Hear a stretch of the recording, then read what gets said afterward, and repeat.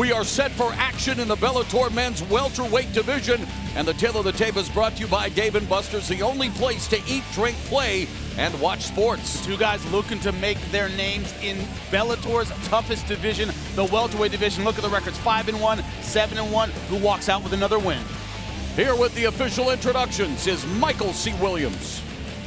Ladies and gentlemen, good evening and welcome to Mohegan Sun Tonight. Miller Lite presents Bellator MMA. We kick off the prelims now live on Bellator.com with 3 5-minute rounds in the welterweight division. Introducing the blue corner first at 5'10", weighing in 171 pounds even. His professional record, 7 wins, just 1 loss. He fights out of St. Louis, Missouri. Introducing Joaquin Young Buck Buckley. And across the cage, his adversary out of the red corner at 5'10", weighing in 170 pounds as a professional. He comes in tonight, 5 victories, just 1 defeat, fighting out of Stamford. He hails from Rio Grande do Sul, Brazil. Introducing Vinicius, the Brazilian bad boy, De Jesus. In charge of the action, your referee, Brian Miner.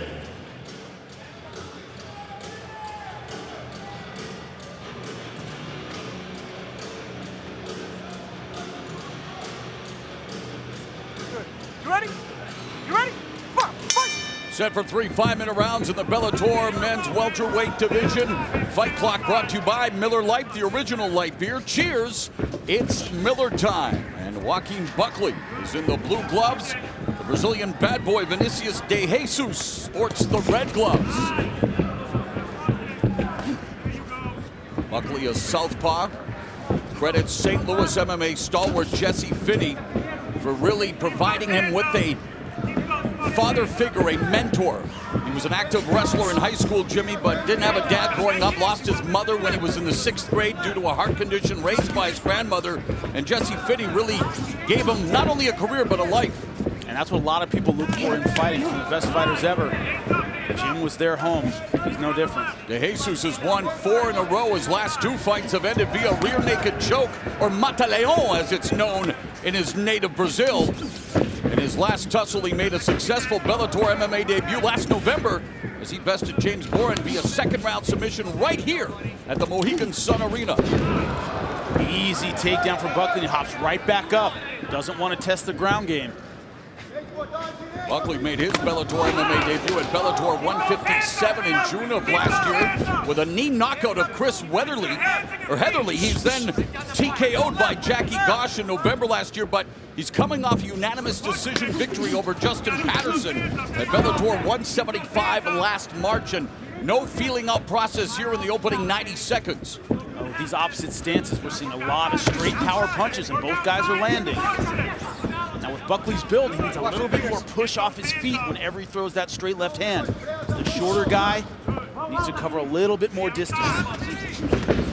See, De Jesus can kind of wing him a little bit more. And they're both having fun, though. Both looking to take the center of the cage. Under 3 minutes left in the opening round, and Joaquin Buckley already feeling it, letting out a half-hearted Ric Flair-esque woo. There's no half-hearted Ric Flair woo. It's all the way or it's nothing. Exactly. You want so you better not even try it. Oh, the knee up the middle by De Jesus as he falls off balance. Second time he's been on his butt, and Buckley has not pounced. We've come up on the midpoint of the first frame. De Jesus started jiu-jitsu training at the age of 13. Finally old enough to try amateur boxing when he was 18. He loved to strike, so he made the transition to MMA, where 2 of his 5 victories have come via his striking, but he also has 2 submissions on his ledger. So far done well with the striking. Both guys have had their moments. Final 120 seconds of the first round. Of course, Douglas Lima, the Bellator welterweight champion, making title defense against Rory McDonald. What a way to kick off 2018, January 20th at the Forum in Los Angeles. One thing De Jesus has done is he drops his hands. He keeps them very, very low and he relies on his head movement. The problem is you have to be very aware. One gets past your vision, you're in trouble. But thus far, he's done pretty well with that head movement. Buckley working the body as we've come up on the final 90 seconds of the round. Yeah, Buckley a bit more traditional. Hands up, chin down, a little tighter. Leads with that southpaw left hand.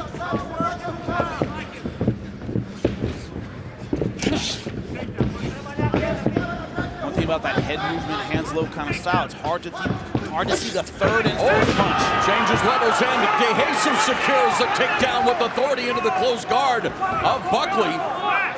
The 27-year-old De Jesus started his career with a 24-second knockout of Anderson Silva. No, not that Anderson Silva, but now in control here. Buckley fishing for a Kimura on the bottom. And he can also sweep from there if he bumps up with his hips, but that would be hard to pull off with the hip pressure that De Jesus is putting on him. Buckley needs to secure the double wrist lock, doesn't have it.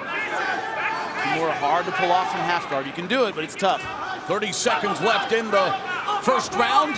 Action-filled opening frame here on Bellator.com. Oh!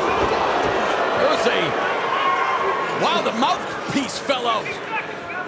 Taking a page out of the Shooter Box Academy there with the Mauricio Shogun. An axe kick from the top to the head. I don't know if that was legal, but the referee let him get away with it if it was.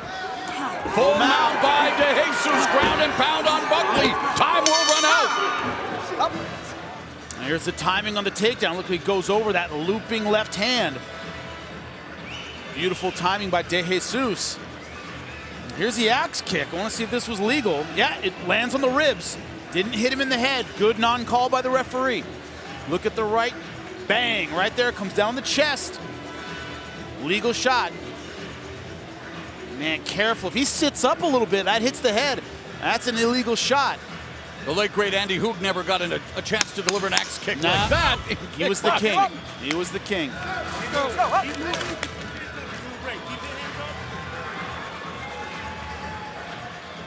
So a spirited opening 5 minutes. What do these two have in store for the encore, round number 2? Good, good.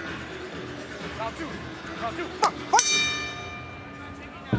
How'd you score the opening 5 minutes on your unofficial scorecard, Jimmy? 10-9 De Jesus. I thought he finished strong. He won a round that was close up to that point. Takedown, passing guard, full mount. To me, that gives him the 10-9 nod in round 1. De Jesus in the red gloves looking to improve to 2-0 under the Bellator banner. Joaquin Buckley is 2-1 in Bellator.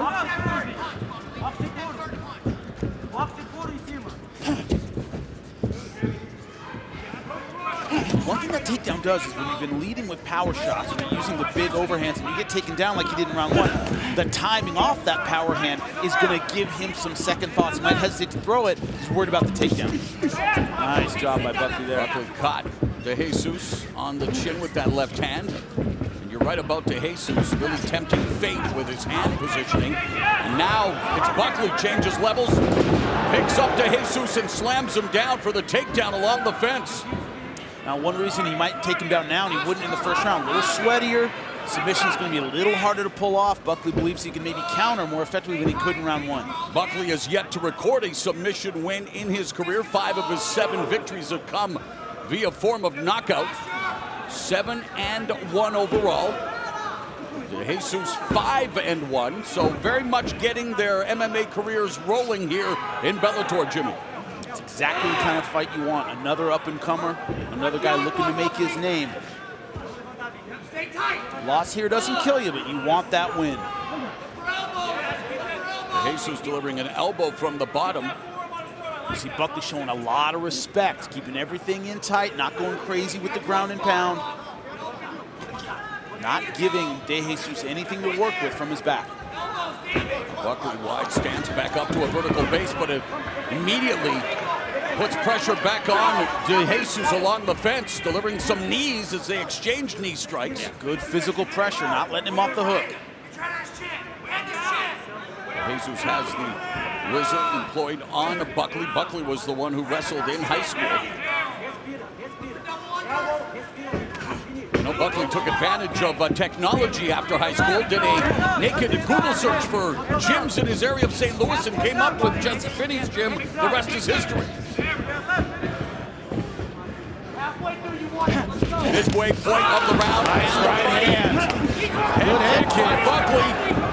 Front kick by Buckley misses, and DeJesus comes back with a combination of his own before Buckley changes levels and looks for the takedown, but this time well defended by DeJesus. And that's the thing about that hands low kind of style. Second round, third round, your reactions are a little slower. You don't see those punches coming. Much easier to do when you're fresh. Yeah, much easier to do when you're fresh. Buckley secures the takedown, and this time it's DeJesus looking for that double wrist lock. Problem is he's in half guard. Much harder to finish. He doesn't have his hips fully engaged. Both of DeJesus' submissions have been via rear naked choke, but might have him. Looking for the Kimura on Buckley. And he's cranking it hard. That's why he's going up the back, trying to get his hips engaged in this submission. He's got him rolled. Belly down armbar. Minute and a half left in the second, and Buckley escapes. Much to the delight of the knowledgeable crowd here at the Mohegan Sun Arena. 90 seconds. You won the whole round. There you go. 90 seconds. There you go. There you go. Buckley wanting to stay active in the, well, now open guard of Vinicius DeJesus, coming up on the final 60 seconds of the second stanza. It's been a good one here between Joaquin Buckley and Vinicius DeJesus. Bellator's welterweight division continues to heat up. Buckley keeping the pressure on. Yeah, playing drums on the torso of DeJesus. No real torque on those attacks, but keeping the physical pressure on. That was his strategy in round two. So far, it's paying off. Buddy Rich probably wouldn't be impressed with his technique, but 30 seconds left in the round. Full torque on those. The exit delivers a shot. 20 seconds left as DeJesus secures a takedown in the final seconds of the round, looking to potentially steal the round from Buckley. That would take a lot. I think he's been on the defensive throughout this round. I think there's enough time for him to really capitalize. Unless he knocks him out. Not going to happen.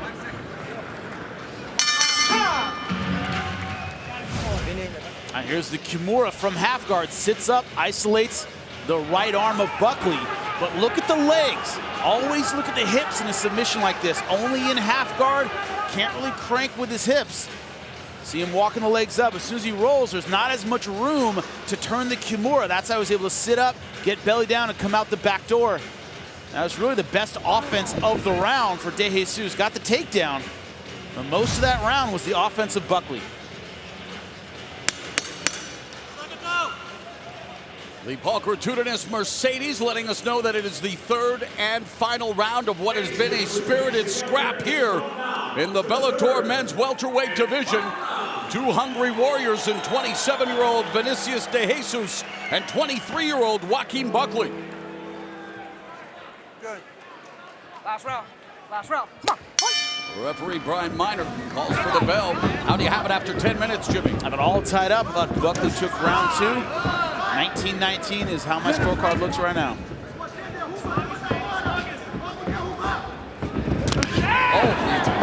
Left kick by Buckley, intercepted by DeJesus, results in a takedown into the close guard of Buckley. DeJesus is realizing this works a lot better when I'm on top. DeJesus training out of one of the best in the game, the Renzo Gracie Jiu-Jitsu Academy. And we will see another member of the Gracie family coming up. Live and free on Spike. Naaman Gracie looks to go to 7-0. 20 members of the Gracie family have gone into the family business. Family that rolls together, sticks together. Back kick, hook kick by Buckley to no effect. 1 minute in.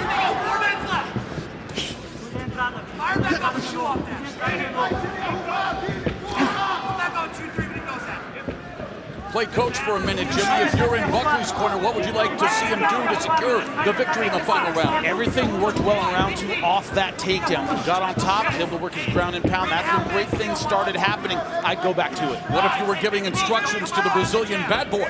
Basically the same thing. Both guys have been successful when they got the takedown and been able to work their top games. Oh, and DeJesus looking to establish the jab, sticks it a couple of times, lead right hand, clips Buckley, who was trying to bob and weave. Both guys have had success on feet. The difference has been when they get the takedown. Yeah, venturous combination by DeJesus, left, right, and then a knee up the middle.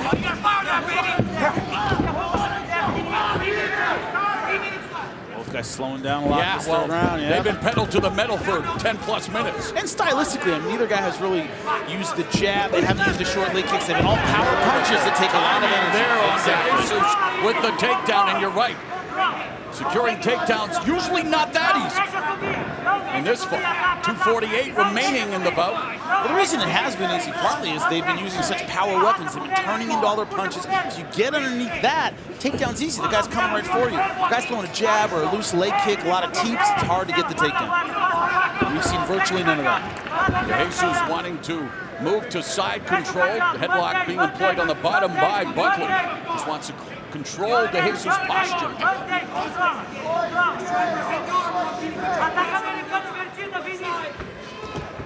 And there goes the pass. DeJesus has the back. Oh, but a good escape by Buckley. DeJesus was fishing for his third rear naked choke victory. Buckley not having any of it, but Buckley throws a lazy left, and DeJesus goes fishing for another takedown. Off those haymaker shots. That's what's been the timing. That's been the setup for all of these takedowns.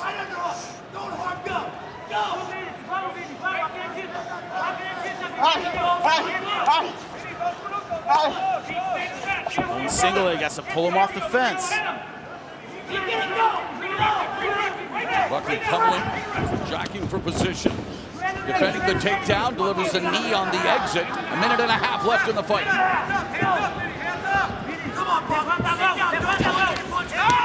Nice counter right hand by, or right hook by the southpaw, Buckley. Body kick by DeJesus. The problem is that Buckley really needs to win this round back with his striking, because it's been DeJesus who's gotten the takedowns. Striking's been back and forth. So far, I give the slight edge to DeJesus. Final minute of the fight.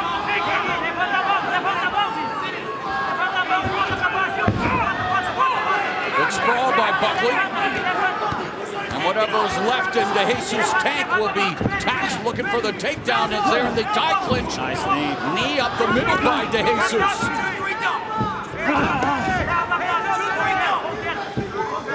DeJesus done a good job of mixing all facets of the MMA game. In the 3 rounds, Buckley looking for the punches and the kicks. Head kick blocked by Buckley. Both these guys displaying those skills are going to need for the next level.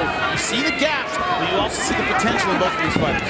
Exactly, in the takedown by Buckley, but right into a triangle attempt by DeJesus. Oh, and just like Quinton Rampage Jackson and Ricardo Arona in Japan, it was Buckley looking for the powerbomb, but unlike that fight, it doesn't result in the knockout. But what a finish. Round 3. DeJesus starting to get those takedowns. I think that was the key to the fight for both guys. It seemed like the guy who was on top had the most success. Back and forth, Buckley landed some good shots. DeJesus landed some good shots. Both guys relying on their power games. An interesting triangle attempt here. Buckley, though, able to slam his way out. That's what happens in round number 3. Round number 1 might be in trouble with that triangle. Round number 3, he's able to get out.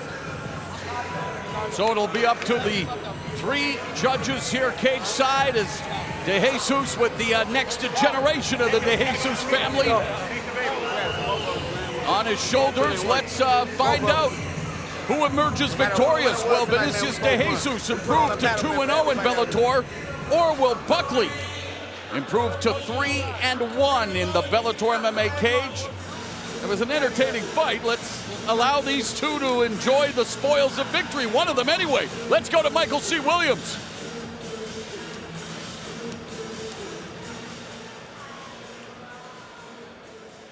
Ladies and gentlemen, having gone the distance, we'll go to your three judges at cage side. Your first judge, Doug Crosby, scores the fight 29-28, scoring the fight for Buckley. Your second judge, Jeff Mullen, scores the fight 29-28, seeing the fight for De Jesus. Your third and final judge, Derek Cleary, scores the fight 29-28 for the winner by split decision, Joaquin Young Buck Buckley. So the Young Buck picks up a sweet win as Joaquin Buckley improves to 3-1 in Bellator, 8-1 overall. Vinicius De Jesus falls to 1-1 in the Bellator cage, 5-2 overall. Split decision, Jimmy. Very, very close. So 29-28. That's what I expected.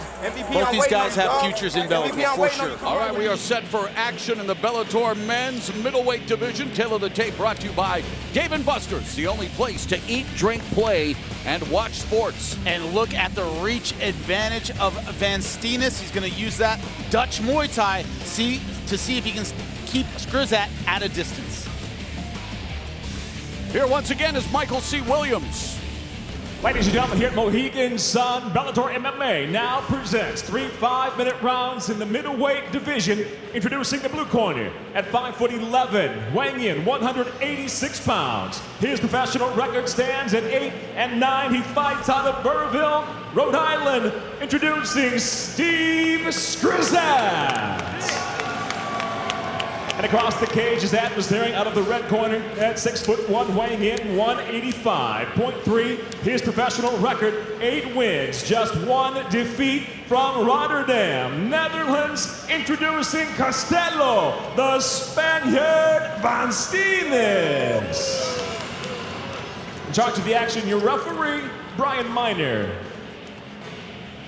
Brian Miner has been assigned the task of overseeing this Bellator men's middleweight matchup.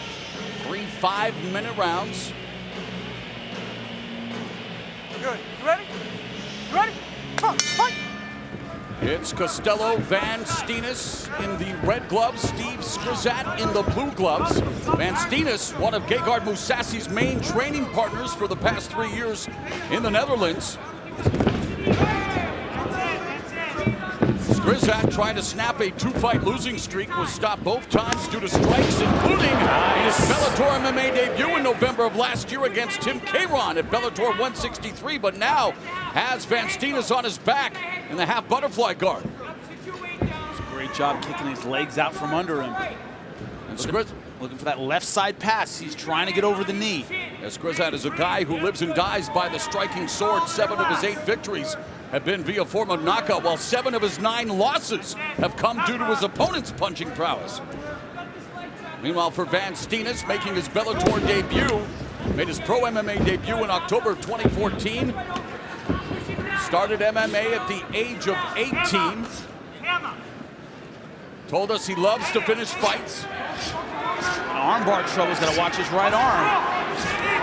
Skrizat keeping that arm behind the head. That's dangerous. He's doing a good job with the elbows so far. 5 of Van Steenis' 8 victories have come via submission. Now Van Steenis controlling Skrizat's posture.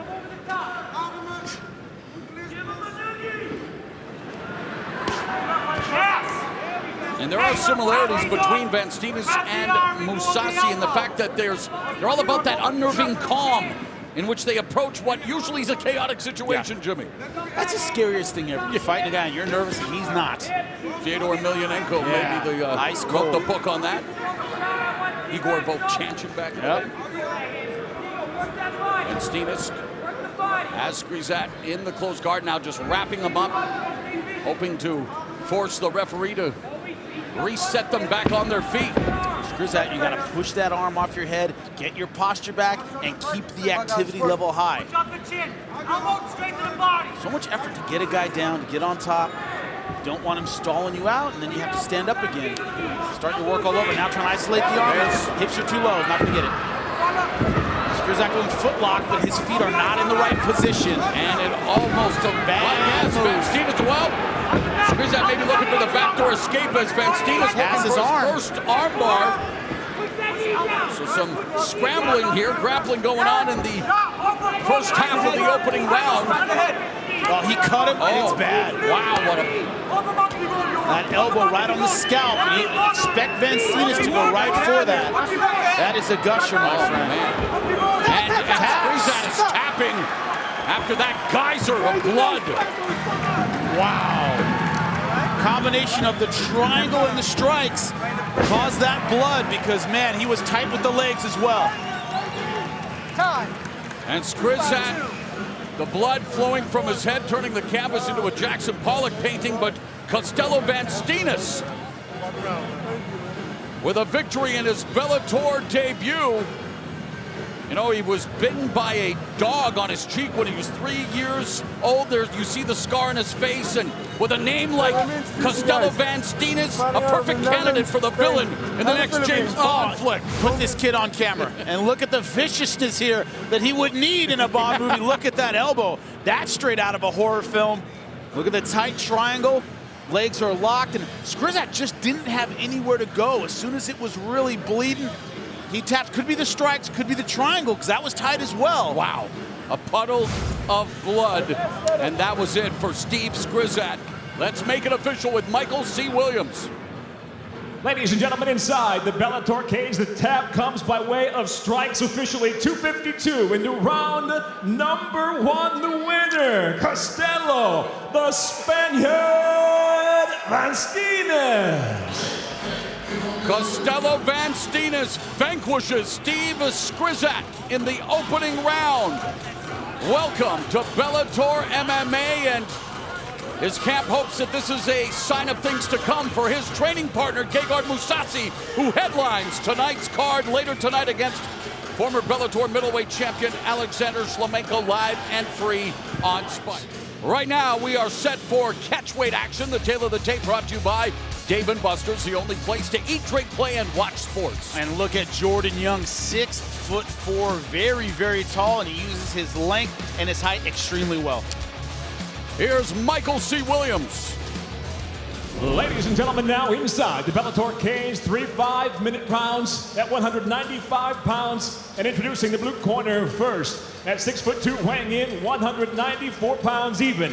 His professional record, 5 wins, 3 losses, fighting out of Pompton Lake, New Jersey, Alex Hubin.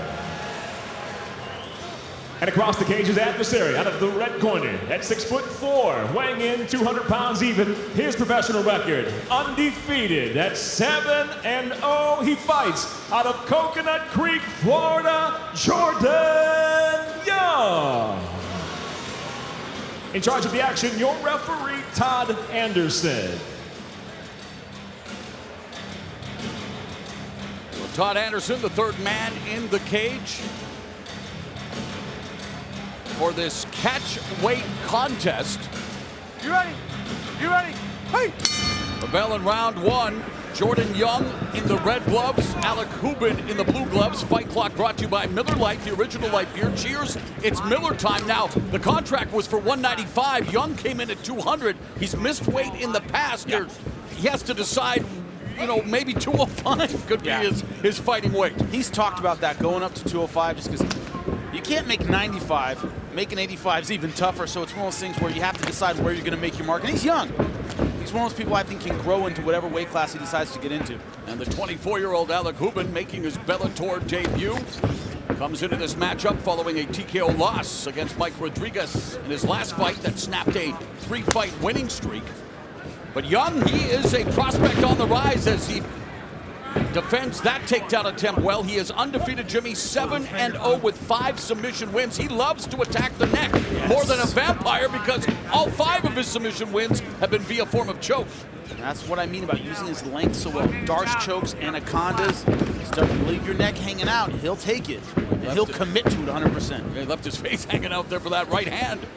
That scored for Hubin. Well, that's one weakness to to his stand-up style. You see, he keeps his chin very, very high, hands kind of floating. Once again, relies on his awareness. Takedown, but right into the guillotine. Again, attacking the neck is Young, who has, well, he recorded a Bravo choke over Tim Karen at Bellator 178 in April to improve to 2-0 here in Bellator. Always looking for the finish.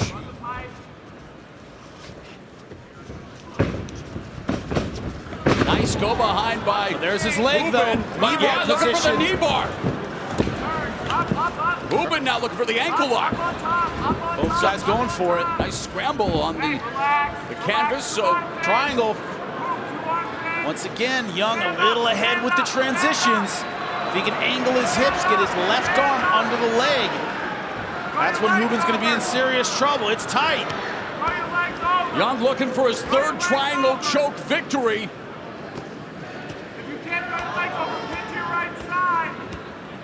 Taking advantage of his long limbs. Tight triangle choke on the Bellator debutant Alec Hubin here in round one. We've reached the midpoint of the first round. Can Hubin survive? What Hubin's trying to do is scoot out and prevent Young from angling to his left side. So right now it's a little too square. Now he's angling a little bit better, but that's what Hubin's trying to prevent. And the tap is there. Jordan Young improves to 8-0 with his 6th submission win, 3rd via triangle. Now, if he could just decide on a weight class, the future is bright for Jordan Young. It certainly is, and that's a big decision for him. Not making weight is like not coming to work on time. You're never going to get the promotion you want. All right, well, here is our Blackheart Premium Spiced Rum Replay, the bold 93 proof rum that's edgy to the core. And look at the triangle here. Whenever you sit up in these positions and you leap into a guy's guard, you have to make sure both arms are in. Look at it here, boom. Steps over the right arm of Hubin. Wrist control, triangle. And watch the wrist control here. Elbow control armbar, wrist control triangle. Look at the wrist control. Pushes it, bang. That's how you set up the triangle. Those long legs over the head, and right here, look at him pulling down on his shin, and that is all she wrote. Beautiful stuff by Jordan Young. Representing one of the more vaunted teams in the sport, ATT, Jordan Young improves to 8-0. Let's make it official with Michael C. Williams.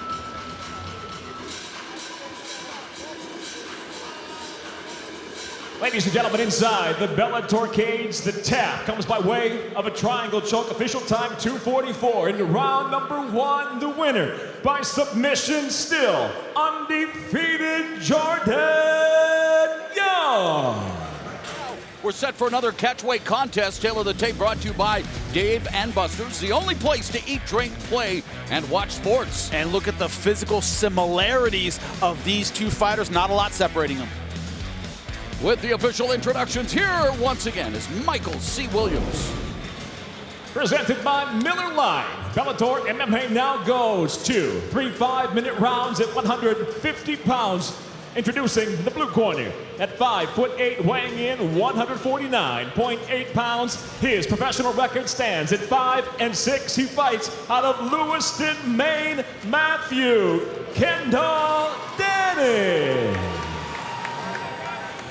And across the cage, his adversary out of the red corner at 5'6", weighing in 150 pounds even. His professional record early on, 2 wins, 1 defeat, fighting out of Easton, Mass, Shameless Don Shamus.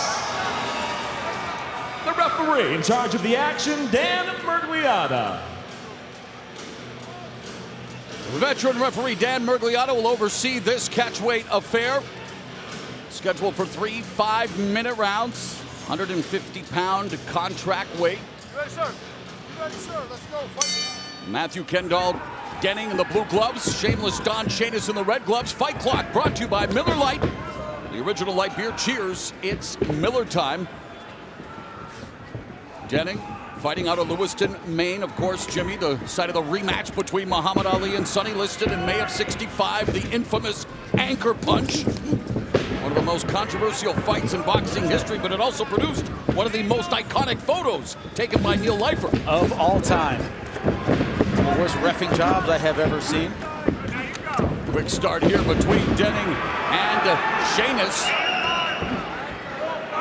Shanus with a takedown into the close guard. Since losing via doctor stoppage in his pro debut, Shanus has scored back-to-back wins, including a successful Bellator MMA debut at Bellator 178 in April, when he defeated Mac Kelleher via unanimous decision. Do you remember who refereed that fight? No, who was it? Jersey Joe Walcott. Jersey Joe Walcott. Dropping science, that's what we do, Dropping man. Fight sweet science. Dropping fight science. Me and Mauro Ranallo. Well, he dropped listed with the phantom punch. So do you think the punch was legit, Jimmy? The punch was legit. I thought he could have gotten up. I think he wanted none of it. If you read about it, it's great stuff. Denning can't get up here as he's taken down again by Don Shanus. Yep, tenacious with the takedown, tenacious with the pressure. You see here how much shoulder pressure he's putting on. He doesn't want to posture up and land great ground and pound. He's going with the physical pressure route. The problem is that can play to a submission fighter's strengths. Denning making his Bellator debut. He's riding a 2-fight win streak in the featherweight division, both via tap out. He recorded a first-round victory via rear naked choke in his last fight in June, fishing on the bottom, but being controlled by shameless Don Shanus. Shanus was around the guard and then walked back into the guard. Little ground inexperience there. He was around it. He had side control, now trying to isolate the wrist. Look at that.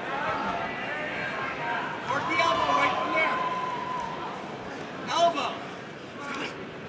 Elbow. Gary Goodrich special, trapping the wrist on the other side. Body to head, work that elbow. There you go, keep on going, work the elbow. Body So head. going with the pressure route, going behind the head with both hands. Yeah, looking for another old school move there, the can opener. 2.5 minutes left in the opening round. Controlled thus far by Don Shanus from top position. Close guard of Matthew Kendall Denning. Did you hear about the human Ken doll? There's actually a real Ken doll. He just had some ribs removed, according to TMZ, those bastions of journalism. I'm okay. I'm okay not knowing anything about that, Mauro. You play with Ken dolls? I'm totally all right not knowing that. I was a He-Man guy. Come on. 2 minutes left in the first round. And so far, Shanus is treating Denny like I treated my cousins, Ken doll. Remember you used to pop those heads off? This is okay. This will be admitted in a courtroom at some point. I'm just making that prediction right now. Mauro Ranallo told me pop the heads off the dolls, man. Denning looking for submission on the bottom and just trying to escape now from side control. Let's see if he keeps it this time. Looking for a far side submission attempt, but back into the half guard. And you see that inexperience. Had side control, stepped over too early for Mount, ended up back in half guard. And Denning back to a closed guard, but can't control Shanus' posture. And Shanus able to deliver some ground and pound as he passes guard again. Now to full mount with a minute remaining in the round. Can Shanus finish Denning? Denning's given up his back. Yeah, fought briefly about the rear naked, gave it up, went back to the ground and pound. And Shanus' lone submission win has come via rear naked choke.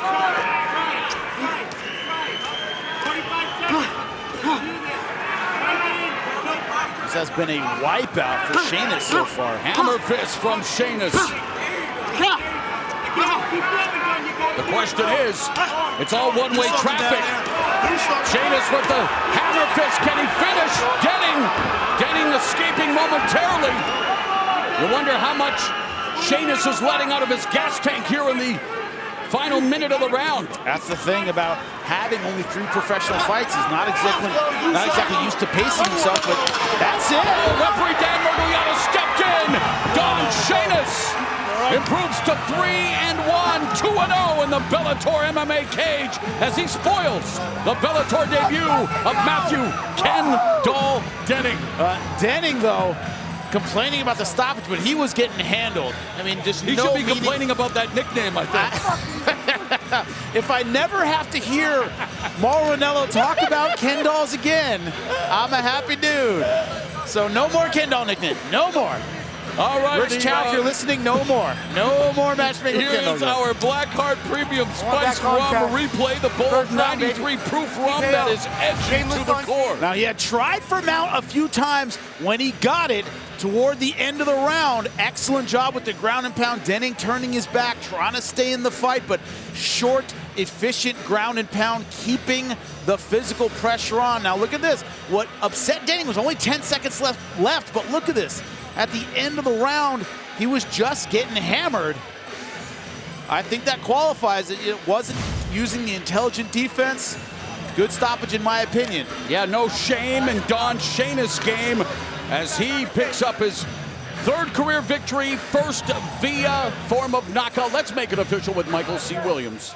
Ladies and gentlemen, inside the Bellator cage, referee Dan Mergliata steps in, waves off the contest due to strikes. Official time, 4 minutes, 50 seconds into round number 1. The winner by TKO, shameless Don Shayna.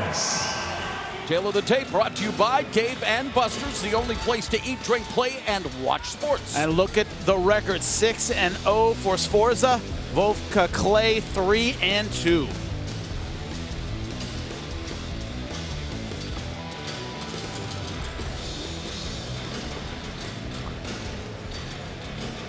Ladies and gentlemen, here at Mohegan Sun, Bellator MMA now presents 3 5-minute rounds at 150 pounds. Introducing the blue corner first. At 5'10", weighing in 150 pounds even. His professional record stands at 3-2. He fights out of Nashua, New Hampshire, presenting Vovka KGB Clay. And across the cage is the adversary, out of the red corner, at 5'7", weighing in 149.3 pounds. His professional record, undefeated. 6 victories, no defeats. Fighting out of Rockland, Mass. Introducing Frank Forza. In charge of the action, your referee, Dan Mergliata. Set for 3 5-minute rounds, catch weight of 150 pounds. Referee Dan Mergliata making sure all 3 judges at ringside are ready. Or cage side, excuse me. Making that shift from the boxing ring here, Jimmy. It's tough to keep it straight. You do a lot. You call a lot of sports, man. Come on. Sir. Let's go, fight. Keep the taxman at bay. All right, they touch gloves. The fight clock is brought to you by Miller Lite, the original light beer. Cheers, it is Miller time. Vovka Clay in the blue gloves, and Frank Forza already showing off his Forza with the right hand, looking for the takedown. He is in the blue gloves, and you know Forza's a bona fide hero, serving in the U.S. military for the past 14 years. Since 2010, he's been serving in the U.S. Air Force Reserves as a master sergeant. He's a police officer in his native Massachusetts, and oh, did I mention Jimmy, a 4-time state champion wrestler? Does he resuscitate babies in his free time? And his superhero in his off time? Making his Bellator debut, coming off a unanimous decision win in April. 33 years of age, undefeated at 6-0. He has 2 rear naked choke submissions already to his credit. Maybe looking for another one here. Incredibly powerful. You can tell by the build. Has that wrestler's aggression.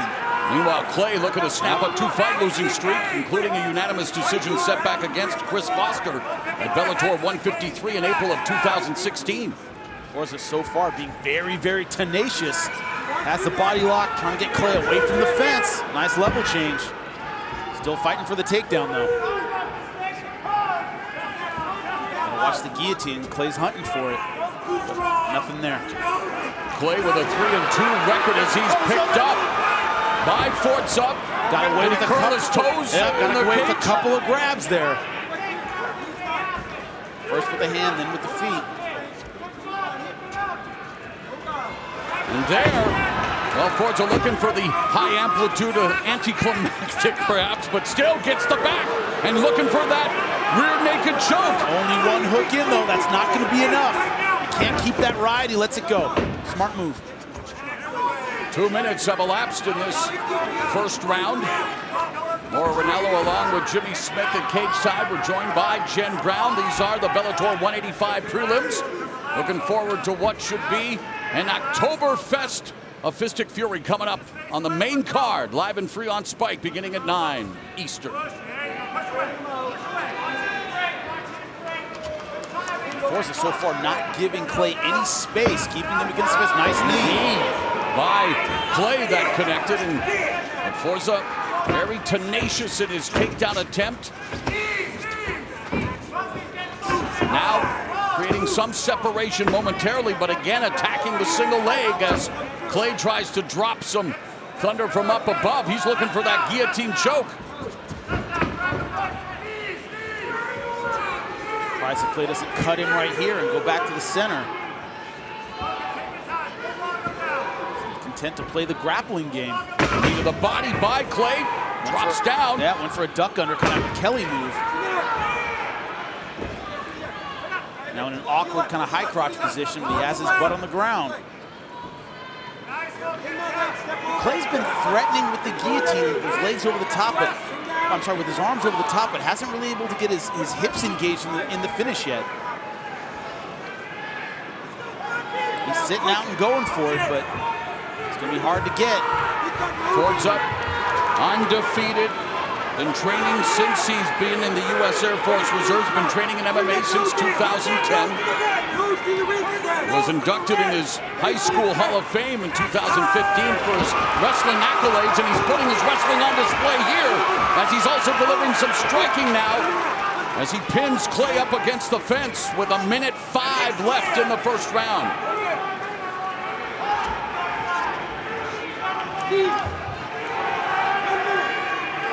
Pummeling. Got the underhook. Ooh, slashing elbow strike by Forza. One thing, Forza's burning a lot of gas in this round one, keeping this kind of pressure on.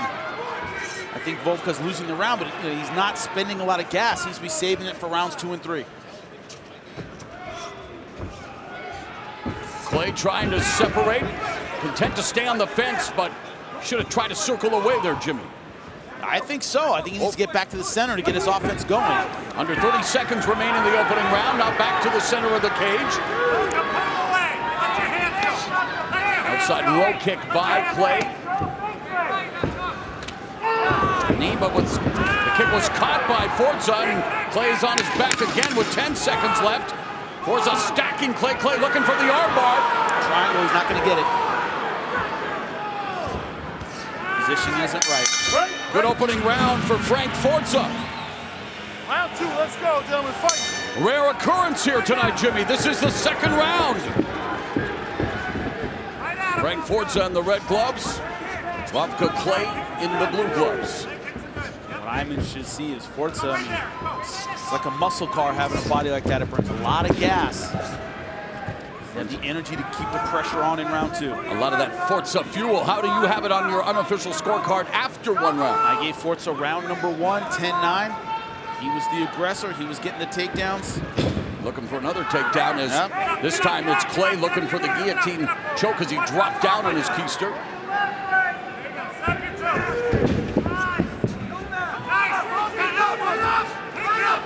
Clay just hasn't made a lot of these scramble positions yet. Seems content to hang on now in a power half Nelson crucifix. Yeah, looking for that crucifix. Yep. Thought Forza might try to turn it into a fireman's carry with that wrestling background, but now he's on the bottom. First time we've seen him in this perilous position. But he's so tenacious, dogged determination to get that leg. Oh, now Clay sitting down. And there's a tap quickly, Clay! Forces Frank Forza to tap out. And Vovka Clay wins his first fight in Bellator, improving to 1-1 in this cage, improving to 4-2 as Frank Forza tastes defeat for the first time in 7 fights. Wow. Clay was looking for that guillotine throughout this fight, always trying to set it up. Finally got the position he wanted. Well, here's our Blackheart Premium Spiced Rum replay, the bold 93 proof rum that is edgy to the core. And it came off the takedown. Look at him just sit down. Gets underneath the chin, doesn't even continue fighting the takedown, pulls right down, locks up almost a half guard, sort of a butterfly position, but he's over the head, under the neck, able to engage his hips a bit more than he was before. Look at how he has that head buried really deep. And that is all she wrote. Good stuff from Vovka. Moves to 4-2. Let's make it official with Michael C. Williams. Ladies and gentlemen, inside the Bellator cage, the tap comes by way of a guillotine choke, officially 117. Into round number 2, the winner by submission, Vovka, KGB Clay. Bellator men's lightweight action brought to you, and the tail of the tape is brought to you by Dave & Buster's. The only place to eat, drink, play, and watch sports. And look at the height, 6 foot, 156 pounds. Kevin Carrier, very tall for this weight class. With the official introductions, here is Michael C. Williams. Tonight here at Mohegan Sun, Bellator MMA now goes to the lightweight division, set for 3 5-minute rounds. Introducing the blue corner at 5'7", weighing in 153 pounds. Tonight, making his professional debut from Newark, New Jersey, Jose Antonio Perez. And across the cage, fighting out of the red corner at 6 foot, weighing in 156 pounds even. Tonight, he too makes his professional debut, fighting out of Rochester, New York, Kevin Crash Carrier. In charge of the action, your referee, Brian Miner. Brian Miner has been assigned to the task of overseeing this lightweight battle between two fighters making their professional MMA debuts here at Bellator 185. Fight Clock brought to you by Miller Lite, the original light beer. Cheers. It's Miller time. Carrier definitely using that range, chin up. So Kevin Crash Carrier in the red gloves, Jose Antonio Perez in the blue gloves. No feeling out process, both wanting to make a statement in this, their first professional fight. Those butterflies in the stomach, probably the size of seagulls, Jimmy, and again, you only get one chance to make a first impression. First few fights are about controlling nerves, not spending too much energy early on in a fight. Carrier had more amateur experience, went 7-4 with 3 wins by KO, 1 by sub, won 4 of his previous 5 amateur bouts. Jose Antonio Perez, 1-3 as an amateur. Lone amateur victory came via unanimous decision. Carrier has a very awkward style. See, Perez just hasn't quite figured it out yet.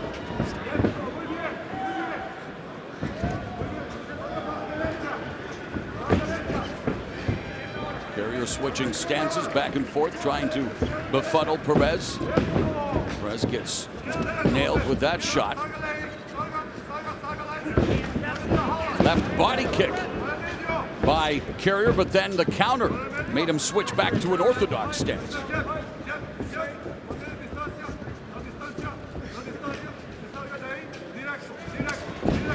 Carrier's a lot of movement with the hands. A lot of confusing angles. Carrier clipped Perez with that left hand, but Perez took it well.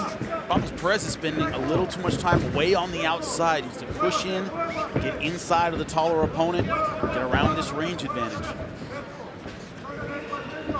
2 minutes gone in the opening round. Carrier connects again on Perez. Perez catches the kick momentarily.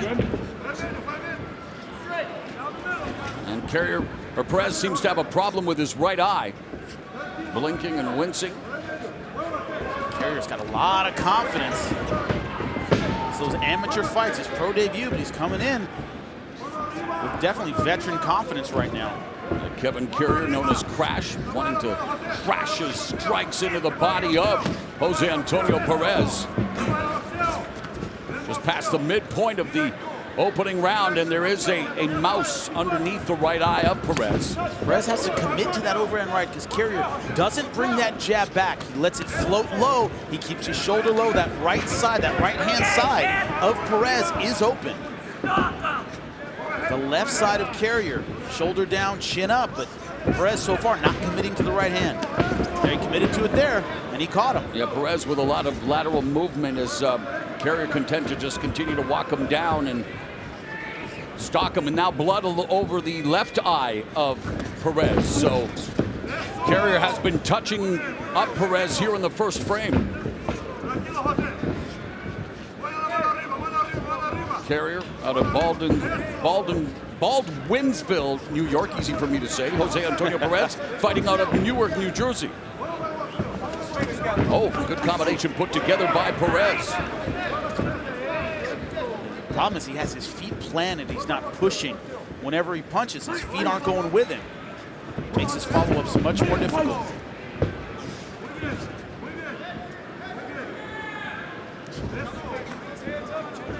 He's thinking a little too much about the counterpunch. Straight left hand down the pipe, connects for Carrier. Minute left in the round. Spinning back kick misses. Well, Carrier's certainly not hurting for confidence in his professional MMA debut.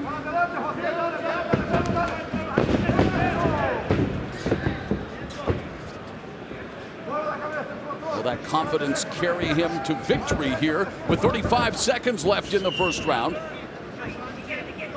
Perez continues to be on his back foot. And you're right, Jimmy, Perez unable to navigate the distance and throwing from out of range and just not being able to find the sweet spot yet. And fighting a little too tight. Carrier very loose, very confident. Perez still feeling those nerves. Good start for Kevin Crash Carrier in his pro debut.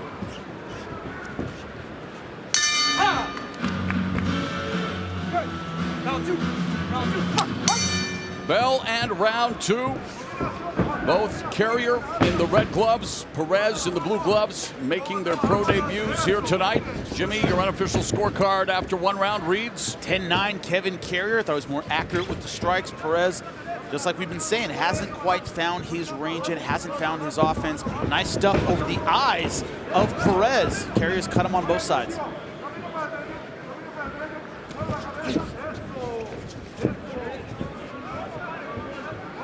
My question is adjustments in round two. That's a fight IQ thing. That's something you learn with more professional fights, is the adjustments necessary for an awkward style. And Carrier brings an awkward style. Yes. And in the first minute, we have yet to see any adjustments made by Perez. And what do you make of Carrier as he catches Perez with the kick and the punch? Him switching stances like that. What do you read into that? Shows confidence. I'm okay from this side. I'm okay from that side. I know it'll trip my opponents up. The physical confidence on display from Carrier is really impressing me in his first pro fight. 25 years of age.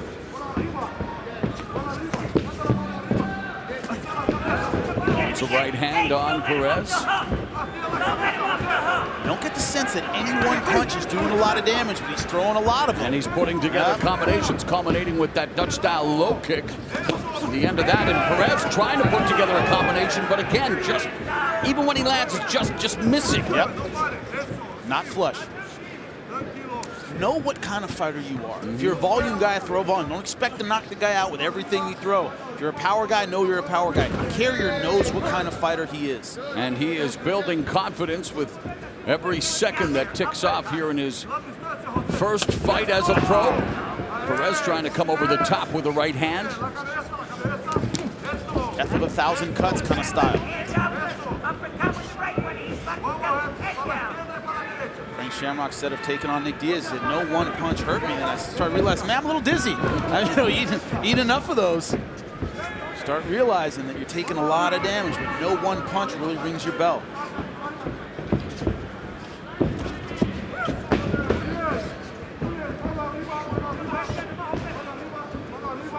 Perez desperately trying to solve Carrier here in the second round, but much like the first, Carrier controlling the pace, the distance, picking him apart.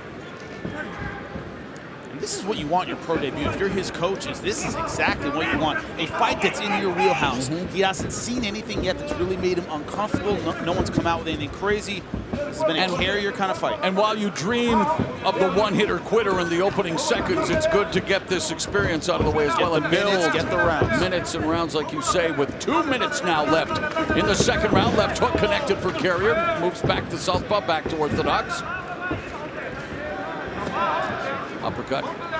Left hand to the body. There's a nice right hand that catches Perez. Well, at least we know that Perez has some steel whiskers, but he's getting beaten up here, and that was below the belt. And Carrier immediately apologizing.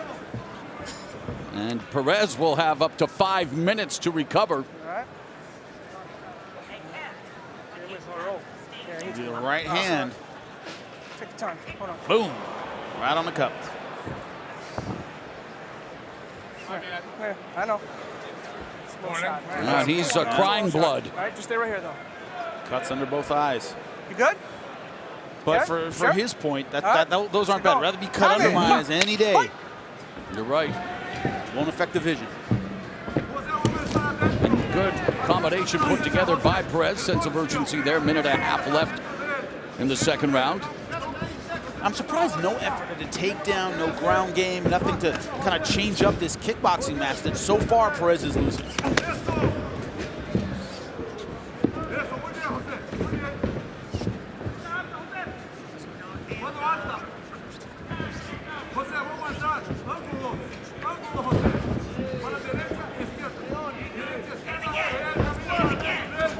Now Perez trying to close the gap, but you can see the uncertainty as he comes in.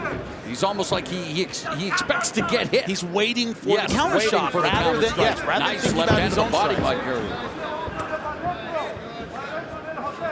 You want to be ready for the counter shot. You don't want to flinch before it even comes at you. It's telegraphing it. Yeah, it's going to take all the sting off your own punches. King of that was Floyd Mayweather. Guys threw a lot of punches early in fights, and then rounds 10 through 12, they're not throwing anything. They're sick of getting counterpunched all the time. Under 30 seconds left here in the second round. Kevin Carrier, Jose Antonio Perez in their first fights as pros. And thus far, Kevin Carrier appears to be getting the better of this tilt. And I always say appears, you always want to, you know, set yourself up. You never know what the judges are seeing. Last round. Last round. Come on, fight! Bell, and the third and final round in this lightweight affair between Kevin Crash Carrier in the red gloves, Jose Antonio Perez in the blue gloves. Current Bellator lightweight champion is Brent Primus. Defeated Michael Chandler at Madison Square Garden earlier this year. Chandler suffering an injury in the opening round, and remains to be seen whether he will get the rematch. He says he's ready for it.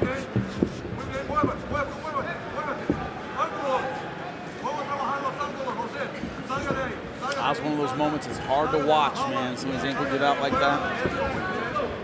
It is also, you know, you got to feel bad for Brent Primus, who received a lot of hate on social media, a lot of people feeling he didn't deserve the title. Well, it wasn't his fault. He did what he had to do, and it's one of those things. You feel bad for both, and let's run it back, as they say. You know, he contacted me and said, yeah, man, a lot of people give me a hard time. I said, guess what? You've got the belt. They can say whatever they want. They got to come to you and get it. Remember that. Oh, Perez putting together some punches here in the opening minute of the final round. There's a right hand by Perez that connected, and Carrier says, hello, welcome to the fight.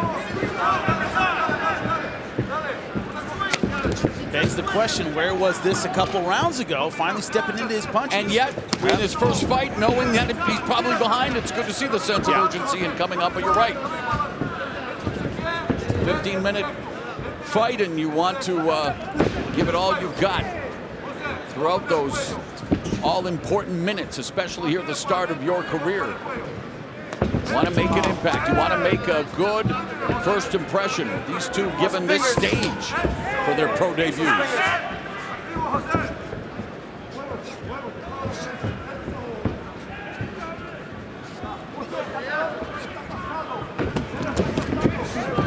Again, connected for Perez, but doesn't follow up. And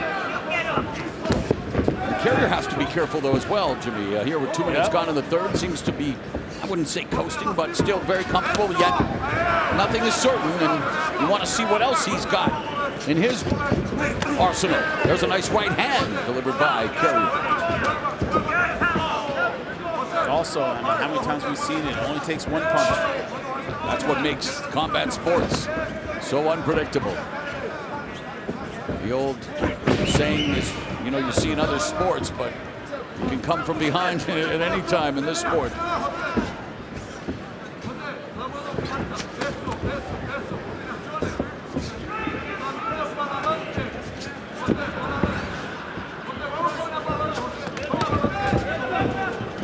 You know, the Cubs wish they could have scored an 11-run home run last night against the Dodgers. Dodgers back in the World Series for the first time in 29 years. Heather Hardy, who we will see on the main card coming up on Spike, dreamed of being a pitcher for the New York Yankees. They could advance to the World Series tonight with a win over the Houston Astros. New York, LA, you don't think the powers that be in MLB would like to see that World Series? I think everybody would love to see that.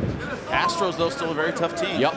A lifelong Southern California native. I'm thrilled the Dodgers back in the World Series. Living in Los Angeles now. I'm happy for the boys in blue as Carrier gets the takedown on Perez. Now, if you have an extra $3 grand lying around, Jimmy, you can buy me a ticket for the World Series at Dodger Stadium. Unbelievable. Average ticket price already over $3 grand for the not surprising at all. A minute 19 left in the third round. Yeah, that's true. We've just been told by the truck if the Yankees do make it, that price is going to skyrocket. The truck's full of New Yorkers. Then we're going to have to be making the paychecks that the guys in the truck make. I know, yeah. To be able to. They already got their tickets. That's how much money those guys make. They're buying up the tickets. Final 60 seconds left in this fight. The pro debuts of both Kevin Carrier and Jose Antonio Perez. Carrier from top position with some body blows. Changing up the script. We wondered who had the ground game, who had the takedown. So far, it's Carrier. Not really advancing position, content to stay here in ground and pound, trying to, I think, ice the round and the fight. Now, slashing elbow strike from the top by Carrier. He has to be happy and impressed with the way things have gone thus far with 30 seconds left. And you know what? Yes, a loss is a loss, but as we say in combat sports, Jimmy, it's more of a learning experience, especially at this stage. And for Jose Antonio Perez, if we think this fight goes away, it's looking, it will be a learning experience for him. But for both of them, their first professional fight has now been recorded to history, and a good finish for Kevin Carrier, wanting to send the judges a very loud message. Just what you want to see in a debut from Kevin Carrier. Relaxed, let everything flow. Yeah, showed what he was good at. Yeah, he definitely was not swallowed up by the magnitude of the moment from the opening bell, and we await the judge's decision. Well, not everyone gets to have tape of their professional debuts, Jimmy, and both Jose Antonio Perez and Kevin Crash Carrier, I'm sure, will be studying the 15 minutes that we have seen unfold in this lightweight matchup, and we await the official decision. I guess if a picture tells 1,000 words, and if the way they look is any indication, we know who's going to win. Let's find out with Michael C. Williams. Ladies and gentlemen, having gone the distance, we'll go to your three judges at cage side. Jeff Mullen, Derek Cleary, Dave Peabody, all see the fight exactly the same. 30-27 for the winner by unanimous decision, Kevin Crash Carrier. 1-0 for Kevin Carrier. Lisa Blaine, who is 1-0 in her embryonic mixed martial arts career. Taylor the Tape is brought to you by Dave & Buster's, the only place to eat, drink, play, and watch sports. And you just said it, the lack of experience. 1-0 for Lisa Blaine. Anna Tehulatan, 2-2. How will they control the nerves in this fight? With the official introductions, here is the voice of Bellator MMA, Michael C. Williams. Ladies and gentlemen, good evening and welcome. Tonight, live on Spike, Miller Lite presents Bellator MMA. From Mohegan Sun, we begin with flyweight set for 3 5-minute rounds brought to you by Dave & Buster's, the only place to eat, drink, play, and watch sports. And now, introducing first the blue corner. At 5'5", she weighed in 122.8. Her professional record early on stands at 1-0. She fights out of North Haven, Connecticut, Lisa Insane Blaine. And across the cage, her adversary, fighting out of the red corner at 5'4", weighing in 125.5. The former boxing world champion tonight in her Bellator debut stands at 2-2, fighting out of Las Vegas by way of San Francisco, California. Introducing Anna Hulaten. In charge of the action, your referee, Brian Miner. So Brian Miner is the third individual inside the cage overseeing this women's flyweight matchup scheduled for 3 5-minute rounds. Good. Both ladies making their respective Bellator debuts. Hulaten, a former super bantamweight champion in boxing. She's in the red gloves. Blaine in the blue gloves, and the fight clock brought to you by Miller Lite, the original light beer. Cheers. It's Miller time. Hulaten 2-2 as a mixed martial artist. She's already throwing more kicks than I expected her to throw. Lisa Blaine, Taekwondo background. I knew she was going to throw a lot of kicks, try and control the range. The 38-year-old Blaine took this fight on 4 weeks' notice, has been training in MMA for 4 years, had no previous martial arts experience. Her main goal when she started was to have one amateur fight, and here she is now fighting on the biggest stage, the Bellator MMA cage. And of course, the women's flyweight division will crown its first ever champion at Bellator 186, November 3rd, Penn State, State College, Pennsylvania. Lima Lee McFarland against Emily Ducote in a rematch. The winner will become the first ever Bellator women's flyweight champ.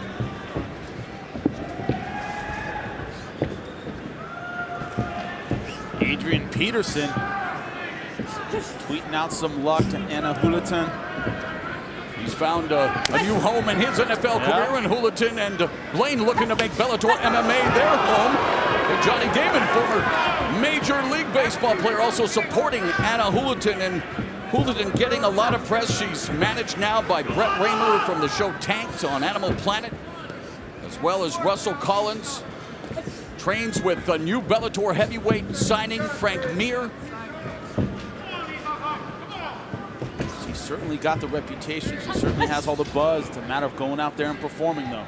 Yeah, she made her pro MMA debut in May of 2014, but the last time she fought under mixed martial arts rules was in December of 2015, a loss at one championship in the Far East. I'm amazed at the range this fight is taking place at. It is taking place at kicking range. Both ladies very, very far out. And you have to respect Lisa Blaine, who still works a 40-hour work week for a company that makes medical supplies, juggling a full-time job with training in mixed martial arts, and now an opportunity to secure a future here in Bellator MMA on short notice. Just past the midpoint of the first round as Blaine and Hulaten jockey for position along the cage. My question is, who's going to commit to the takedown rather than just holding this clinch position? Blaine in position for that inside trip. So far, she's not using it. Hulaten went 14-4 as a boxer. And by the way, she remains active in boxing, like Heather Hardy, who we will see later on tonight. And you have to wonder, Jimmy, it's so hard to be good at just one sport, to try to remain active in 2 different combat sports. And believe me, they are 2 different combat sports. It's easier said than done. Especially at the level at which they are used to being successful. You have the occasional amateur fight or the occasional pro fight, that's fine. These ladies want to compete at the world championship level in boxing and maintain an MMA career. That's tough. Blaine made her pro MMA debut this past summer in June, knocking out Tammy Warwick in the second round. The outside trip, she gets it. And the side control now on Hulaton, and Hulaton again having trained with one of the best submission artists in MMA, Frank Mir, and we'll see how she fares on her back.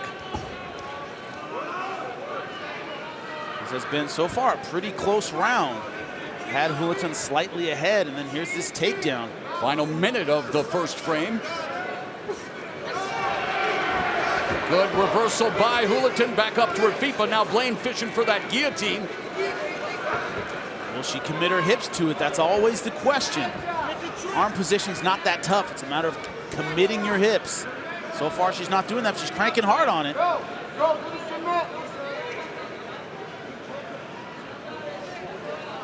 Blaine taking a look at the clock and continues to work on positioning, trying to submit Hulaton with the guillotine choke.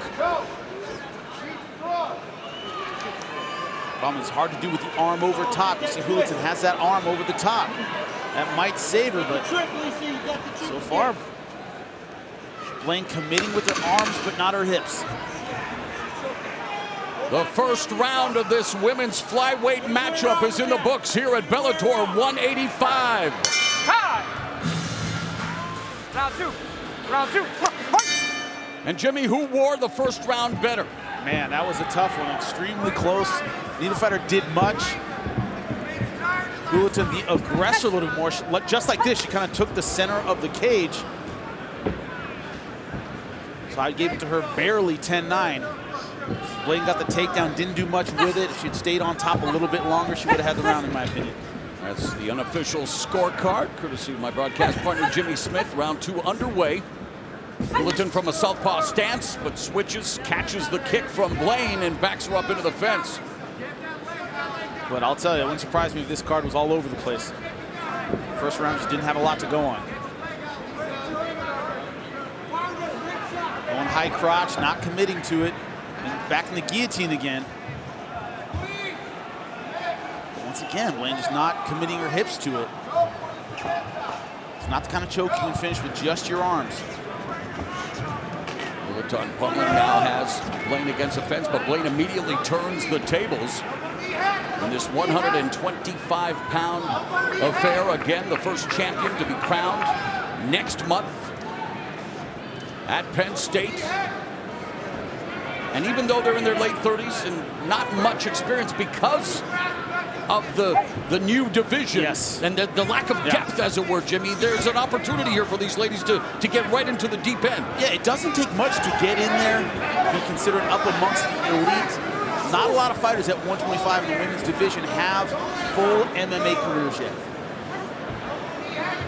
Linda Ovchinnikova, I think, has the most fights in that division.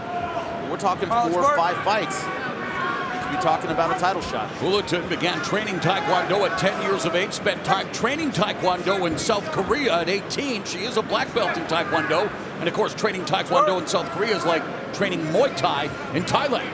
The home of it.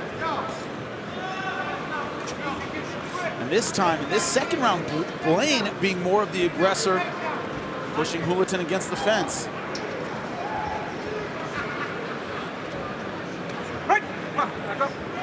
Referee calls for a break, resets the action in the center of the cage, and would like a little more action from these two ladies. Hulaton fighting from the southpaw stance. Hulaton already calling out Heather Hardy, who is making her sophomore appearance in the Bellator MMA cage later tonight. First things first, get your Bellator debut out of the way against Elisa Blaine, as there's some Taekwondo on display from Hulaton. This is what Blaine has really yet to overcome, is the fact that Hulaton takes the center of the cage, makes her play on the outside, dictating the action a little bit more. Like so many other mixed martial artists, Hulaton remembers watching Bruce Lee in Enter the Dragon and immediately falling in love with martial arts. I can't believe Hulaton hasn't thrown more punches. Almost exclusively kicks.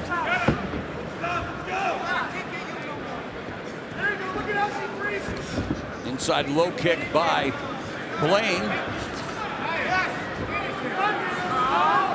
Minute and a half remaining in the round. Midway point of the fight, scheduled for 3 5-minute rounds in the Bellator MMA women's flyweight division. These two are taxing the runway right now, not exactly flying yet. Yeah. And the takedown by Blaine. Now she has much more time than she did in round 1. Can she do something with this ground and pound and win back the round? Hulaton trying to scramble, but gives up her neck in the process. Blaine now dropping some hammer fists on Hulaton, who reverses it back into top position in the close guard of Lisa Blaine. All she had to do was maybe stay on top, solidify that position. Ends up losing the scramble, ending up on bottom.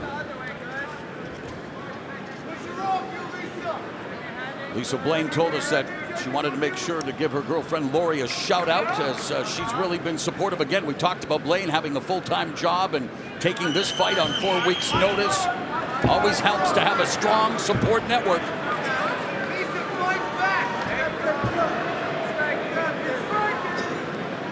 20 seconds left in the second round. A stalemate here. Blaine controlling Hulaton's posture. What Hulaton needs to do is free her arms, get back to the ground and pound position. She did nothing with this. Could have really iced the round, and she didn't. Third and final round is straight ahead here at Bellator 185. All right, it's the second round, and I know the fans here at Mohegan Sun hope that these two start to tattoo each other a little more. Or third round, excuse me. Anna Hulaton in the red gloves. Lisa Blaine in the blue gloves. Jimmy, not a lot going on in that second round. How do you have it after 10 minutes? Once again, by a slim margin, Anna Hulaton, she takes the center. She's being the aggressor. Blaine got the takedown, but was reversed very quickly. Wasn't able to stabilize and really make anything out of it. Talk about adjustments you'd like to see each one of these individuals make, beginning with Hulaton. See that chin? Hit it. The point is, she's too far out. She's not using her hands effectively. She's controlling the real estate, but not moving forward and giving Blaine a reason to really step back, really hurt her, really solidify this in the eyes of the judges. The loser of this fight, no matter who it is, no matter what happens, unless it's a finish, will think, man, if I'd done just a little bit more, that's what you don't want to think at the end of an MMA fight. The same go for Blaine? Exactly. Whatever her offense, takedown here. Right. Whatever her offense was, whatever she trained in the gym, that's my attack. That's what I really want to do. She hasn't done it yet. Do you think Hulaton's fallen in love too much with her kicks in this fight? Yeah, I think it's been safe for her. She's been able to keep her opponent at range with her feet, and she feels like she's picking her apart from the outside. That's why she hasn't closed distance. But I haven't seen that offensive explosion from Blaine. I haven't got a sense of, okay, this is how she thought she was going to win the fight. Haven't seen that yet.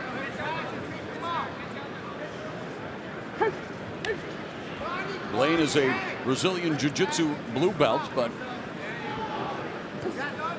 did have a submission win as an amateur, where she went 3-2. This is her second fight as a professional, and this her Bellator MMA debut, working from Hulaton's closed guard.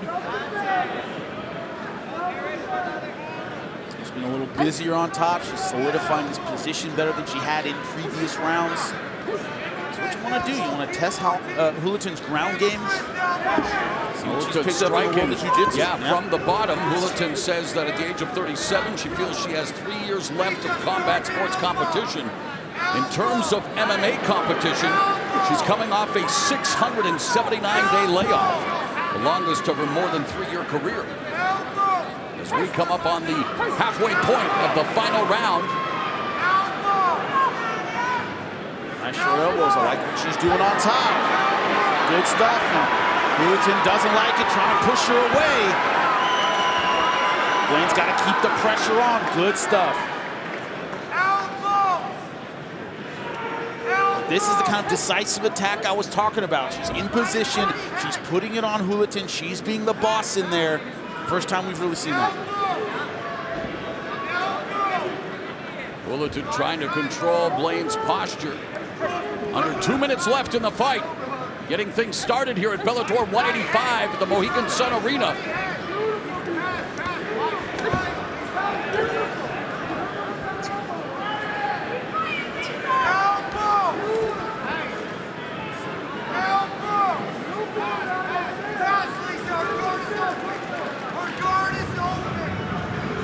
See the inexperience on both sides in terms of Blaine hasn't done a whole lot to pass guard, and Hulaton hasn't done a whole lot from her back. She pushed away a couple times, but no real offense in terms of her submission. And Blaine has given her opportunities. She hasn't taken them. We asked Blaine what it would take to defeat Hulaton. She says whatever it takes. She just wants her hand raised, doesn't care what she has to do to make it happen, trying to make it happen here in the third and final round. As we reach the final 60 seconds of this women's flyweight fight. Referee admonishing Hulaton can't upkick to the head from a grounded position.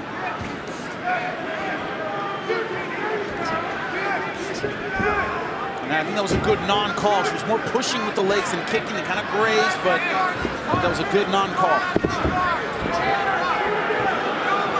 If you're playing, you just dive in right now. Man, she lets her back up again. She's having success on the ground.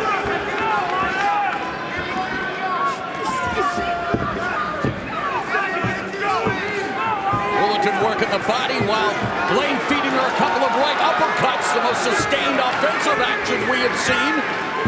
Coming up on 15 minutes here in the women's flyweight division. It appears it will go to the judges' scorecards. The Bellator MMA debuts of Anna Hulaton and Insane Lisa Blaine. We'll find out who the winner is after this.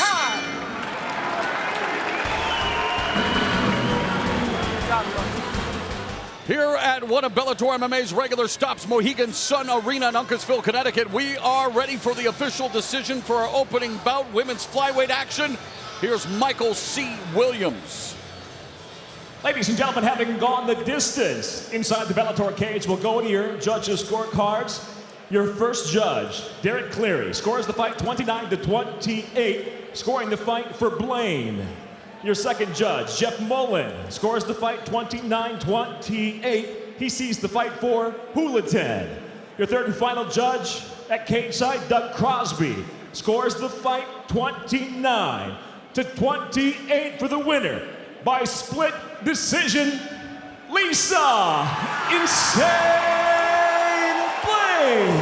On 4 weeks' notice, Insane Lisa Blaine wins her Bellator MMA debut, and we are set for action in the Bellator MMA men's lightweight division. Tale of the tape brought to you by Dave & Buster's, the only place to eat, drink, play, and watch sports. You see the height of Surin, 6 foot at 155 pounds, very tall. With the official introductions, here once again is Michael C. Williams. From Mohegan Sun Arena, Bellator MMA presented by Miller Lite now moves to the lightweight division. 3 5-minute rounds brought to you tonight by Spike Sports. And we introduce first the blue corner. At 6 foot, weighing in, 155 pounds even. His professional record, undefeated, 4 victories, no defeats, fighting out of New York, Marcus, the Blueprint Sirin. And across the cage is adversary out of the red corner at 5'8", weighing in 155.5 pounds as a professional. 13 victories, 7 defeats, fighting out of Coconut Creek, Florida. He hails from New Fairfield, Connecticut, presenting Ryan the Mighty Quinn. And when the bell rings, the referee in charge, Todd Anderson. All right, brother.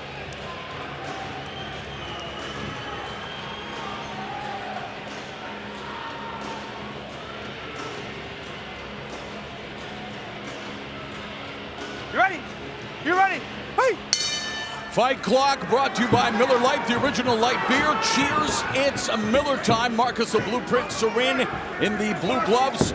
He is 4-0. The mighty Ryan Quinn, he is 13-7-1 in the red gloves. And Jimmy, while we wish all the injured parties a speedy recovery, it does create opportunity for others like these two. They were scheduled to be on the prelims. Now a chance to perform on the big stage where they get an opportunity to prove they're worthy of marquee billing. And now they put the pressure on. They have to earn that spot, make the most of it. One thing to be on the main card, it's another to make fans remember your performance. Quinn pummeling looking to turn the tables on Sorin. They punch on the exit. Sorin, a wrestler at Clarion University. Yeah, actually was Frankie Edgar. Yeah, team captain his senior year. College teammate of the former UFC lightweight champ. Started wrestling at 12. Another guy works a 56-hour week for an investment bank. Competes in MMA because he loves it. And I would, for one, love to see him make some deposits to the body early. Make that investment, Jimmy. It's still something that is not always seen regularly in MMA. Underused. As Quinn now looks for the takedown, secures the single leg, and Quinn has won 3 of his last 5 fights. In his last outing, he lost to Saad Awad at Bellator 178 in April of this year. Nice roll. Great job with that, but he said against Saad Awad, the problem was, he goes, I made mistakes that Saad Awad pointed out afterwards. Yeah, hey, don't do this, don't do that. Class act, right? He reached out to Quinn on social media, gave him some pointers. Quinn made his Bellator debut at Bellator 15 way back in April of 2010, defeating Matt Lee. He was an All-American high school wrestler, began at 12, so these two very well-schooled in the wrestling discipline. He's has a black belt in Jiu-Jitsu. Under Ricardo Laborio, a top team. He's got to use a little bit more of that. He's trying to do it right there. Trying to step through and take the back. A little bit premature. He gave Sorin the space to get back up. He's going to be looking for a switch here. Trying to get that arm through the legs on the left side. Just like that. Quinn is currently attending Broward College studying exercise physiology. Hopes to graduate in the spring. Now delivering some left hands to the head of Sorin. Sorin back up to his feet.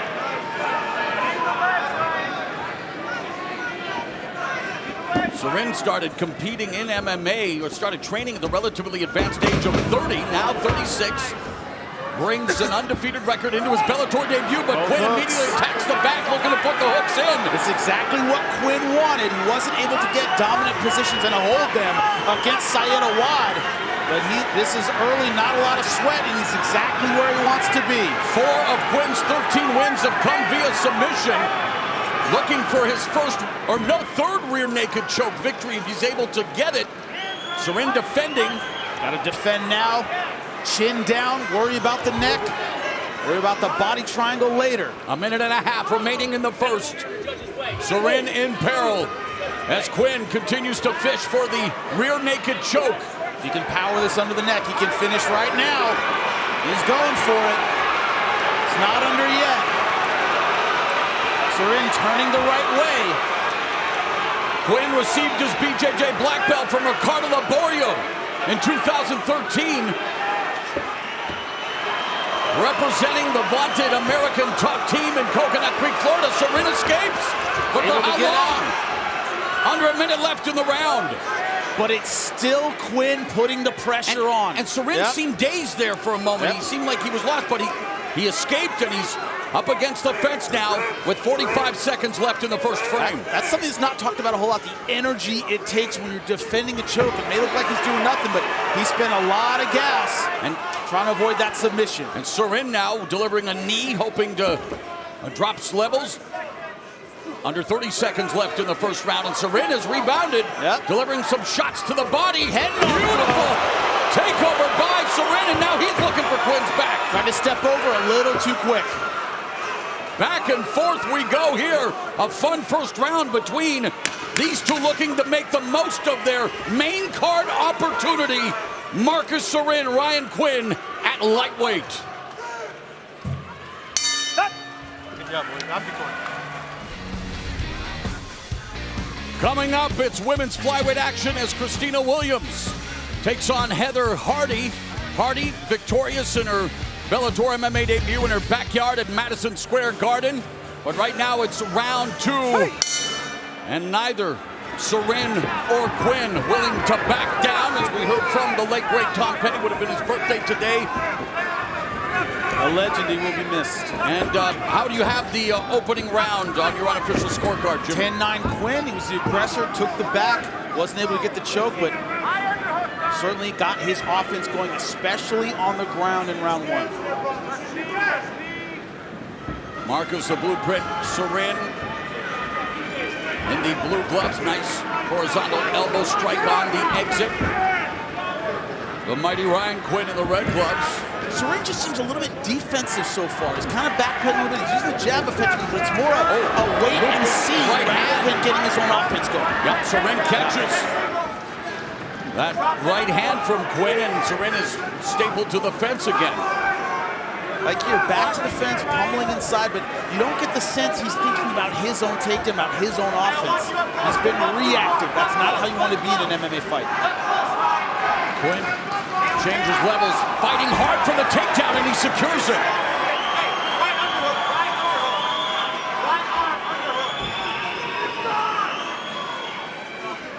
They're comparable in their wrestling, but we've seen his clear superiority in the jiu-jitsu of Quinn. When he's been on top, he has capitalized. And when you get a black belt in Brazilian Jiu-Jitsu from a guy like Ricardo Gaborio, that's the real deal there, Jimmy. Carlson Gracie, it's my team as well. And we'll see another member of the famed Gracie family coming up, Naaman Gracie. Puts his undefeated record on the line. Later tonight at Bellator 185 as Quinn looks for the rear naked choke. Almost had it in the first round. Looking to secure it here in the second. More of a neck crank right now. A lot more time, though. Sorin trying to roll out. Has to pull out his left arm, get it around the hip, just like that. Now he can stand up. What we've seen so far is Quinn get a little too excited about the choke, not stabilizing with his hips, really flattening Sorin out before he goes for it.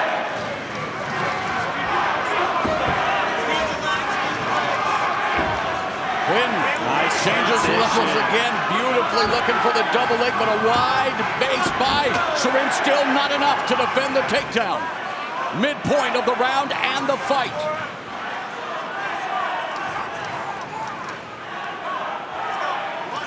Current Bellator lightweight champion Brent Primus won it at Madison Square Garden earlier this year against Michael Chandler, who suffered an injury in the opening round. I know all fans would love to see that match done over again, but these two here looking to move up the ladder in the Bellator MMA lightweight division. Let's not forget Pitbull and Goichiamuchi. Both guys look great in their last fights. Bellator brings you two title fights. And it goes to Penn State. Light heavyweight champion Ryan Bader takes on the Swarm, Linton Vassell, plus Salima Lay McFarland and Emily Ducote go toe-to-toe for a second time to crown a women's flyweight champion. Bellator MMA Friday, November 3rd at 9 p.m. live and free on Spike as Quinn once again secures the back of Marcus Sorin. A minute and a half left in the second round. Looks like a cut around the left eye of Quinn. Doesn't look to be too bad. Sorin's having his defensive moments, but not enough offensive moments.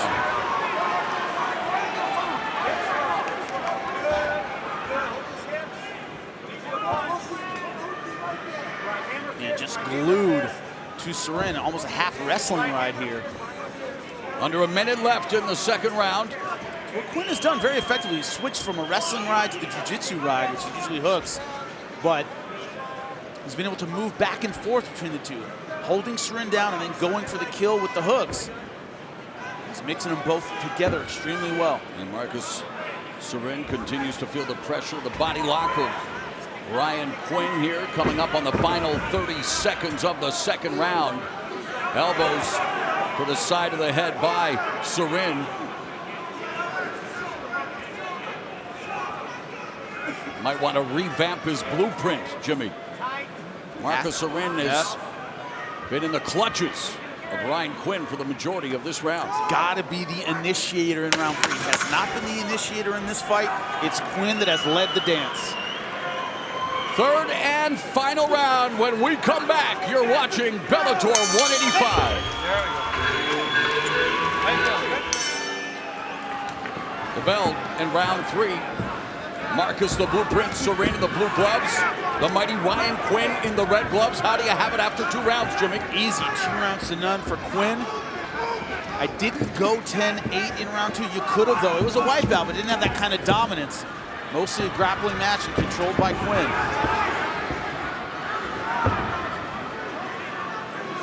headlock position. Hips aren't in the right position to transition to guillotine. He lets it go. Yeah, Sorin defending the takedown attempt by Quinn. But you see what I mean about he defends the takedown great. Didn't follow up with any of his own counterattack. Okay, it happened now. Let's see what I can get done. Has to go for his own takedown. Quinn has been dictating what happens in this fight. Jab by Sorin. But it's been Quinn who's been the more dynamic fighter again. Changes levels, looking to pick up the single, but defended by Sorin against the fence. In high crotch position, and Sorin has spent so much of this fight against the fence. And a boisterous crowd supporting Sorin. Over 100 family and friends are here tonight to see Marcus the Blueprint Sorin. They would like to see him doing a little better at this stage. A near side cradle. And now, helps him get top position. In the half guard, the half butterfly guard. Now the open guard of Quinn, who's trying to push Sorin away. Sorin looking to pass guard in the side control, trying to maximize this opportunity here in the final round. Good pressure, but so far not able to get around the guard of Quinn. But finally putting physical pressure on his opponent. Something we haven't seen in the first 2 rounds.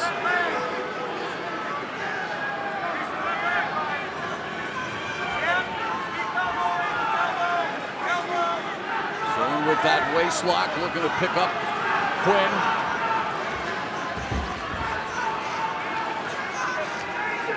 Quinn dropping his center of gravity. Now it's Sorin looking for the rear naked choke. Might be a little too aggressive trying to get hooks here. He's very, very high and he lets it go. Wasn't in the right position to throw in 2 hooks. Just past the midpoint of the final round, and it's now an anaconda choke attempt by the mighty Ryan Quinn.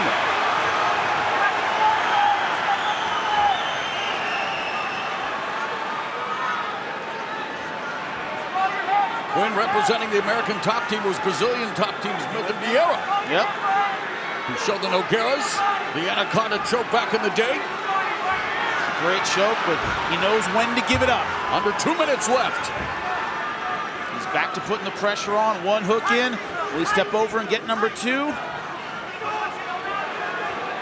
Not quite. Now it's Quinn just controlling Sorin. Sorin wanting to pass guard, but the left leg of Quinn keeping him from doing so. So scrambling here with 1.5 minutes left in the fight. Sorin in side control, slashing away with the elbows. A little bit frustrating, I have to admit, that Sorin didn't get his gas going until round 3. See, he has some talent, had some good top pressure, decent ground and pound, but didn't get it going until round 3. Myriad Jiu-Jitsu tournaments, 4-0, 2 knockout wins, 1 submission win on his resume. And now with the clock ticking down, the final 60 seconds of the fight. Could have been the big lights, but didn't really get it going until this round 3, where I think he has looked good. It has been his best round by far, with 45 seconds now left, and it's Sorin looking for the guillotine. Not in position. Oh, right hand connects by Sorin on Quinn. And you wonder how much is left in Quinn's gas tank as he looks to reverse. Nice. Enough to angle. Yeah, just answered the question. He cut the angle, was able to get out of bad position. Competitive bout here in the Bellator MMA men's lightweight division, as Marcus the Blueprint Sorin and the mighty Ryan Quinn scheduled to compete in the prelims. Hey, they put on a show here on the main card of Bellator 185. It's going to the judges' scorecards.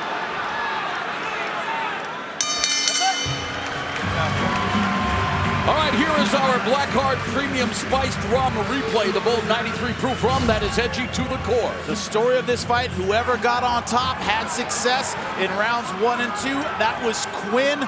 Great stuff against the fence, commitment to the double leg. Hooks in, went for a few chokes, but the takedown was the story of this fight. Will Marcus Surin remain undefeated, or will Ryan Quinn improve to 14-7-1? Find out next. Welcome back to the Mohegan Sun Arena in Uncasville, Connecticut. Michael C. Williams has the official decision of our lightweight contest between Ryan Quinn and Marcus Surin. Ladies and gentlemen, for the official decision, we'll go to your judges' scorecards.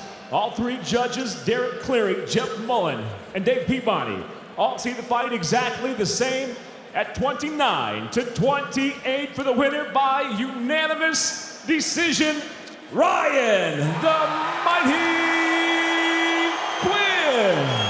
So the mighty Ryan Quinn spoils the Bellator debut of Marcus Surin, handing him his first defeat as Quinn improves to 8-1 in Bellator, 14-7-1 overall.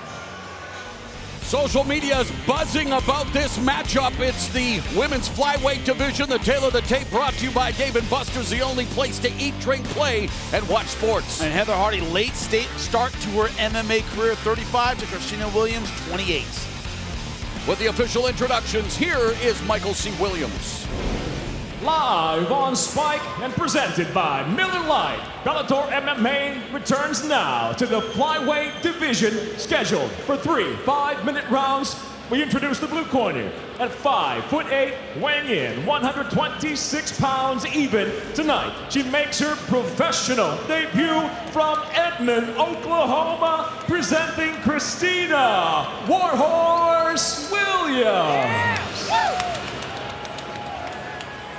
And across the cage, her adversary, out of the red corner, at 5'5", weighing in 126 pounds even, the undefeated professional boxing champion returns to the Bellator cage, where tonight she stands at 1-0. She fights out of Brooklyn, New York, presenting Heather the Heat Hardy. In charge of the action, your referee, Todd Anderson.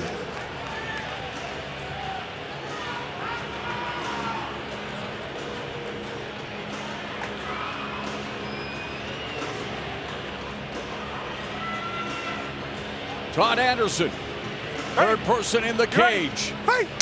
Bell in round one. Fight clock brought to you by Miller Lite, the original light beer. Cheers, it's Miller time. Heather Hardy in the red gloves, Christina Williams in the blue gloves, and they are wasting no time in getting it on. Kicks from Williams, punches from Hardy.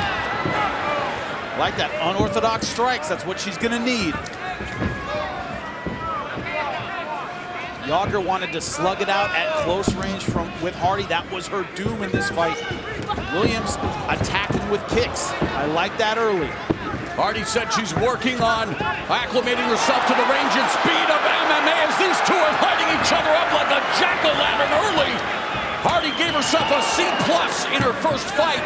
Has been working less on boxing, more on kickboxing and jiu-jitsu. I tell you what, Williams is not fighting scared. She is not fighting like the underdog. She's being very aggressive out there, but also composed. The 28-year-old Williams began training Taekwondo at 15. She's a black belt in Taekwondo.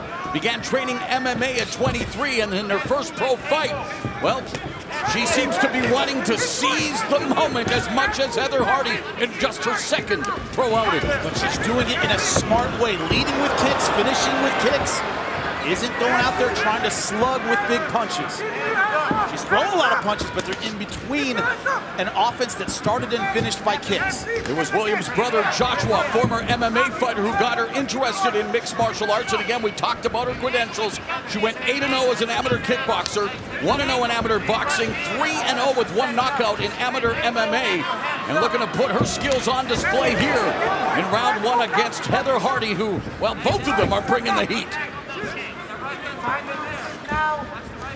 If you don't know how to deal with kicks, if you haven't seen a lot of them, you're not used to checking, the one piece of advice I would give is every time she kicks, you punch, come over top, make her pay for every kick she throws. That's what Hardy's starting to do. Stiff jab by Hardy, and then she tried to avoid the kick of Williams, but Williams was able to score.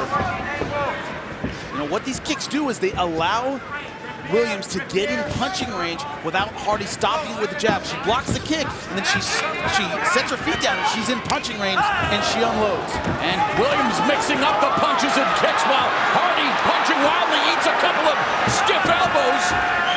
Midpoint of what has been a fantastic opening round. She's already starting to welt Hardy up, especially on that left side.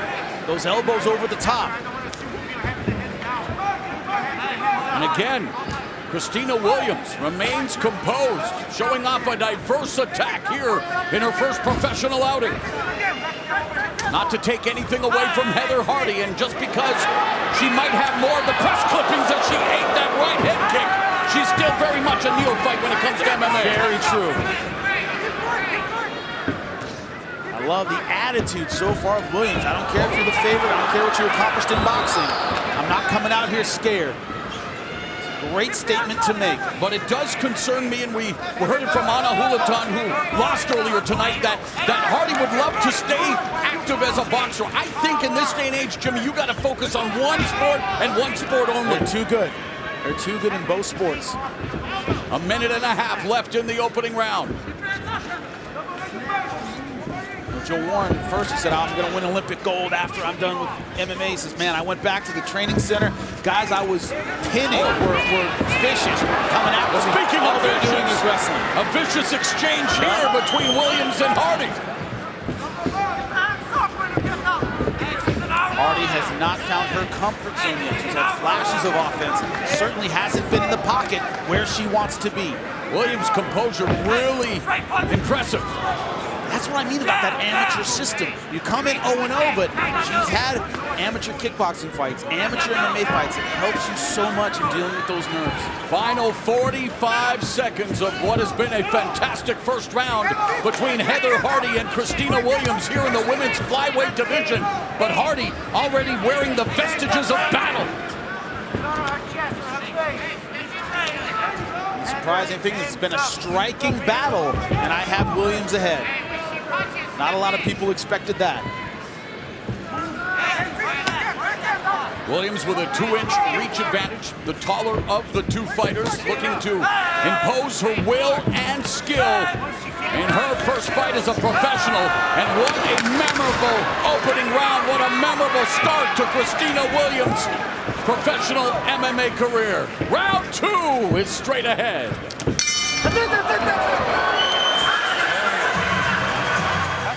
Jimmy, how did you have that first round on your unofficial scorecard? Easy, 10-9 Williams. It was a striking battle. She was the better striker. Time! Up here. You good, Doc? All right. Timer! All right, here we go. Here we go. Look at that hook right over top. That's where Williams has had a lot of success. Ready, ready, hey! The bell in round 2. Heather Hardy in the red gloves. Christina Williams in the blue gloves, and she connects with that spinning back kick. And it really was her kickboxing that proved to be the difference in that first 5 minutes. Hand to foot, foot to hand. Great versatility, great combinations. And she is putting the combinations together on Heather Hardy.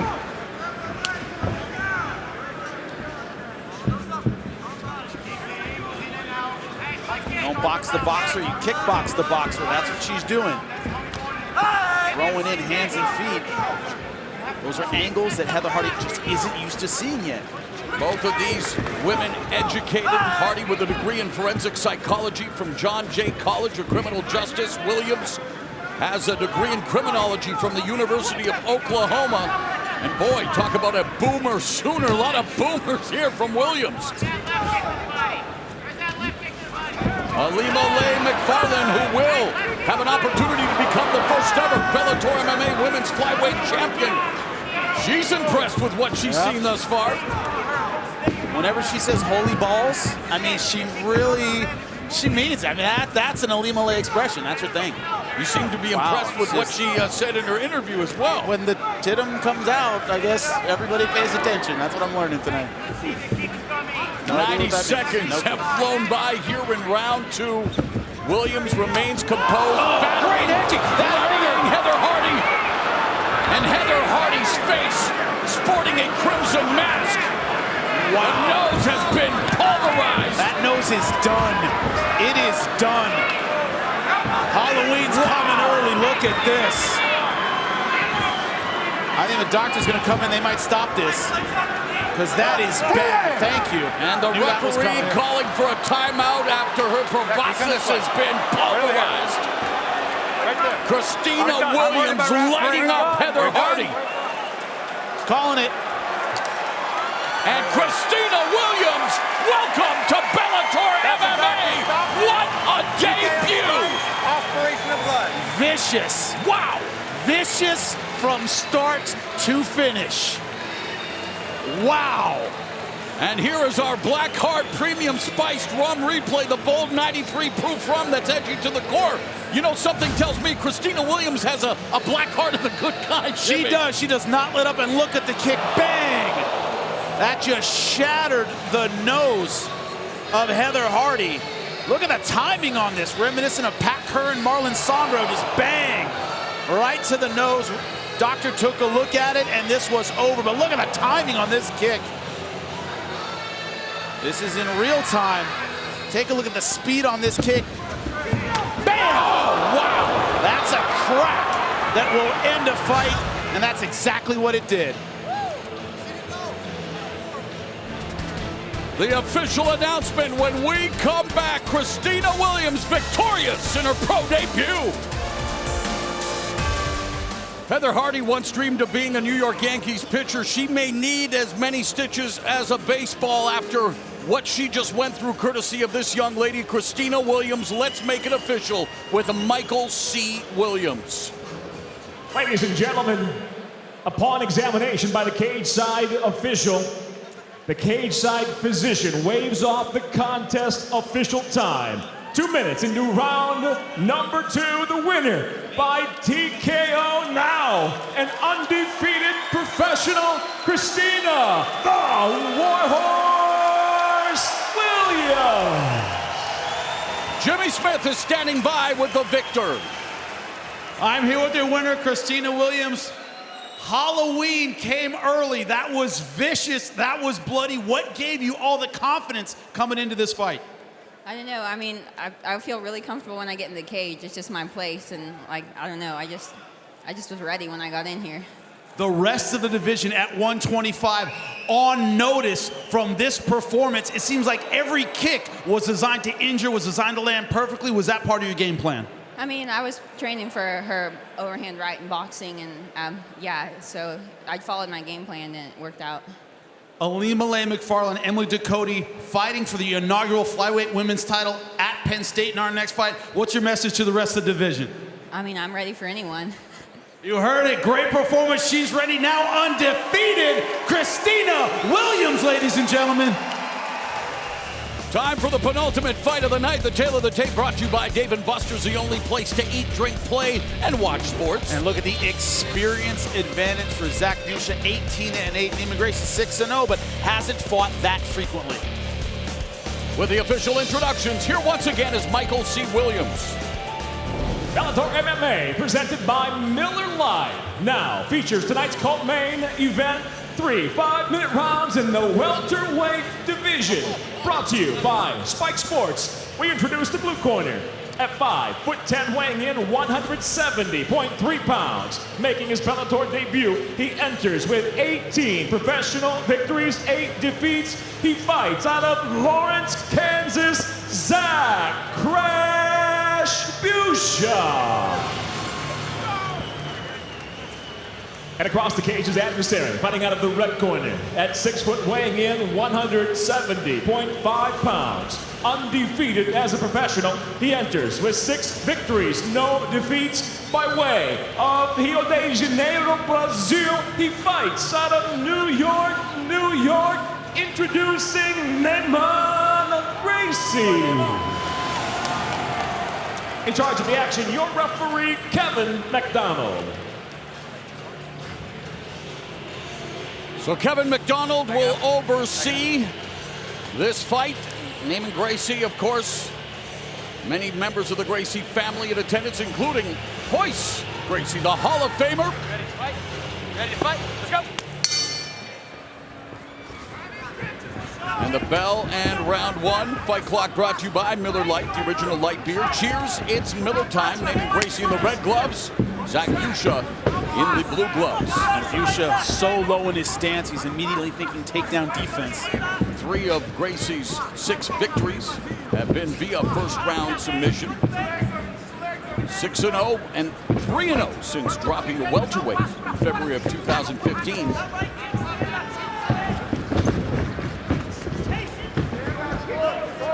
The takedown defense being exhibited by Busha early on, pummeling along the fence. Don't expect Gracie to give up on it. He's going to keep working that body lock and takedown, circling around to the back. Already has. That's exactly where he didn't want to be. We just saw Royce Gracie, and well, he was Naaman's childhood hero. And Naaman Gracie has taken Busha to the canvas. Trapped the arm as well. Look at that. And this could be over quickly. Has his arm free, but still in a ton of trouble. And this is bad. Dry, not sweaty. 4 minutes left in the round. Plenty of time.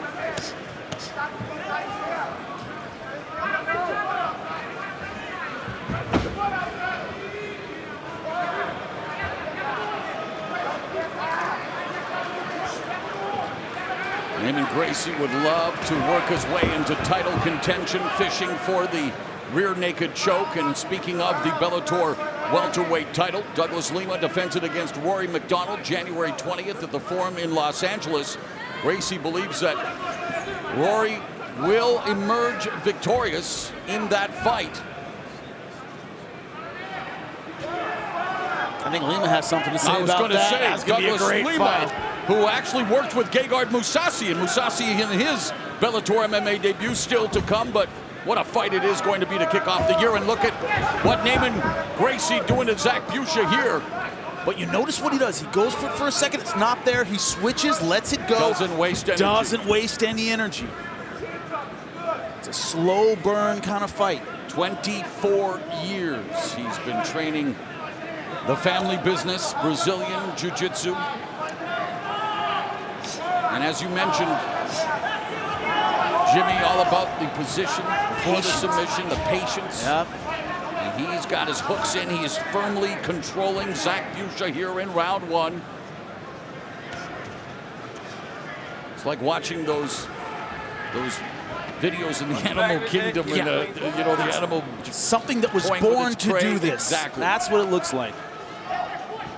Busha trying to defend, doing a good job, but so far no way out of this position. Naaman Gracie all over him. Busha's never been submitted. He's 18-8 overall. And Bellator MMA fan. Not good when you have a Gracie on your back. In other news, water is wet. Yep. Oh, but Busha doing his best to try to reverse on Naaman Gracie. 1.5 minutes remaining in the opening round.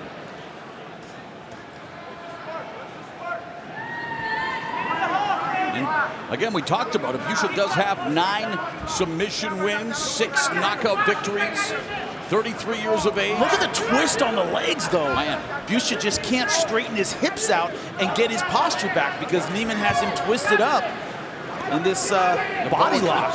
Yeah. Body triangle. 1 minute remaining, and Busha rubber guard. Escape, yes. Well, new school. On his, well, you know, the evolution. And now the omoplata. Gracie looking for his first omoplata victory, a rarity in MMA, and then it quickly transitions. And he's so beautiful to watch. Really, these guys spend Gracie's inverted heel hook canvas than a Picasso or Rembrandt, and it is a work of art. It's the art in mixed martial arts, as far as I'm concerned. Under 30 seconds left in the opening round. Good scramble. Going heel hook again. Could straighten it out of knee bar. A lot of options from here, and all of them are dangerous. Standard heel hook. And Busha delivering some fists to disrupt Naaman Gracie. Gracie looking for that knee bar, but time will run out here in the opening 5 minutes. Stop. Clean break, guys, on top. The lovely Mercedes and Lindsay always brightening up the room here at Bellator MMA, the Mohegan Sun Arena. Great crowd on hand, and this is the 15th time that Bellator MMA has been at this venue as we get set for round number 2. Body kick by Busha. He's in the blue gloves. Gracie in the red. How did you score the opening round on your unofficial scorecard, Jimmy? Well, easy for Neiman Gracie. I went 10-9. I didn't go 10-8. Definitely a 10-9 round. Wouldn't surprise if the judge went 10-8 on that. It was completely one-sided. Head kick by Gracie now. Uses punches to close the gap. Looks for the takedown, but now Busha defending. I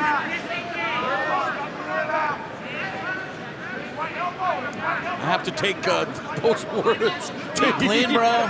I know. I can feel the guilt coming off of you right now. Oh, I know you've been eating terribly here, but you know, it's a casino. There's great restaurants here. Yeah, we eat. That's what I have for lunch. I don't even feel bad, bro. Did my days. I'm not cutting weight anymore, man. Busha tries to defend the takedown and unable to do so as Gracie now looking for his back. Exactly. It's not just a takedown. That's what you have to remember with the Gracies. It's not just a takedown like a wrestler would do it. It's waiting for that moment for you to turn your back. He'll jump and put hooks in when they're on the feet. Doesn't matter to him. Oh, got away with the grab there. Busha was holding on to the advertising. And there's Gracie again. Takes the back, looking to put the hooks and immediately goes for the rear naked choke. 2 hooks in, back where he started. How do you defend this, Jimmy? Don't get in it. I mean, I agree, I understand, but I mean... I know that's genius commentary, but it's so hard once you're in this position. Now what are you worried about? Yeah. You're worried about your neck. You're worried about the choke, but man, can you have a body like, especially when someone has legs like Neiman Gracie? What he wants to do is put the flat of his back on the ground, turn toward Neiman Gracie. You risk giving up now, but that's the only way out of this position. Kind of scrape Neiman off of his back, but easier said than done. Yeah. So much easier said than done. The problem that he's getting into this is his tendency to defend the takedown by turning his body. That gives Neiman Gracie his back.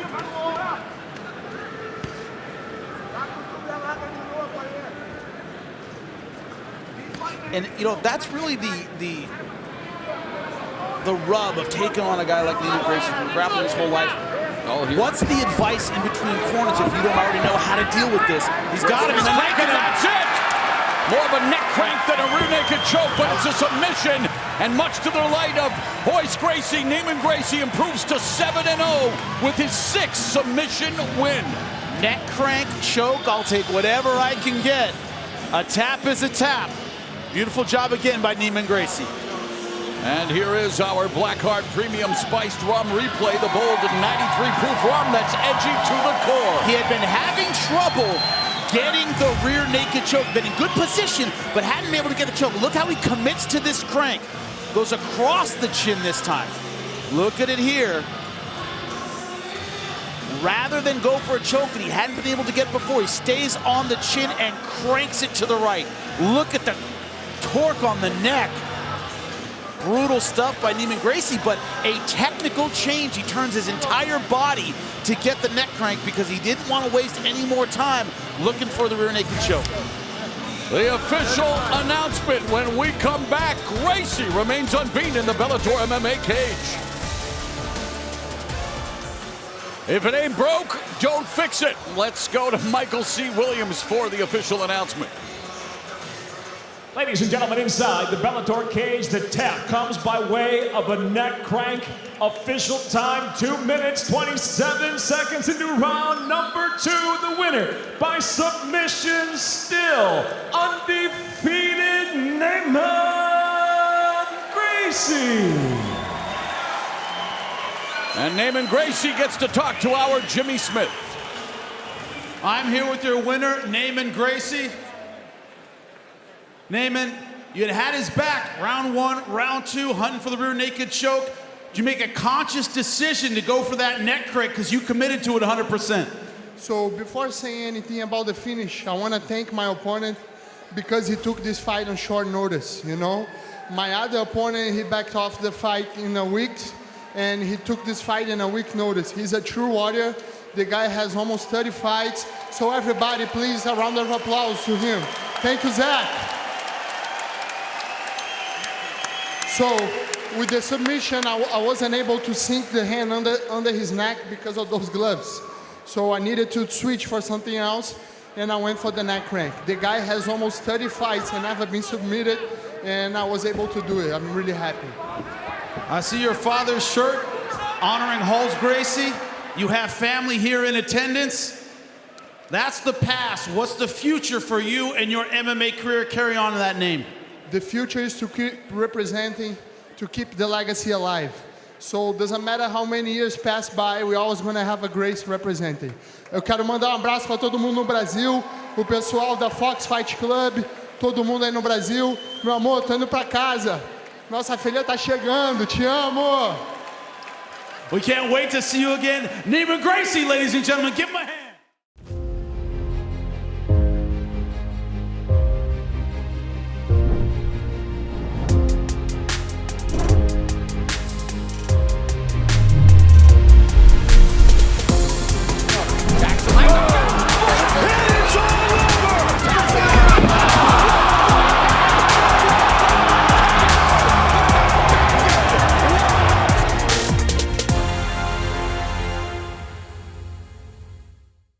Let's go to the tail of the tape, brought to you by Dave & Buster's, the only place to eat, drink, play, and watch sports. You talk about the experience, but the difference between these two fighters, what really stands out to me is Gegard Mousasi has fought comfortably at 205. He has fought at heavyweight. He's very big for this weight class. Alexander Shlemenko is a big 170. He's never been a big guy at 186 pounds.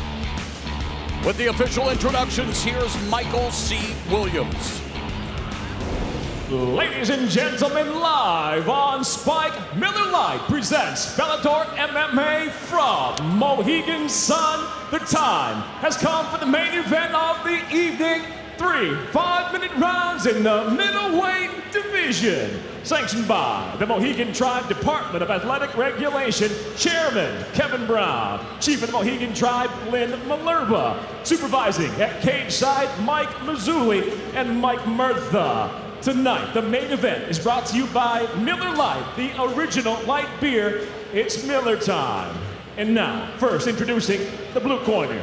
At 5'11", weighing in 186 pounds, the former Bellator middleweight world champion stands with 56 professional victories, 9 losses and 1 no contest. Hailing from Omsk, Russia, presenting Alexander Storm Shlemenko.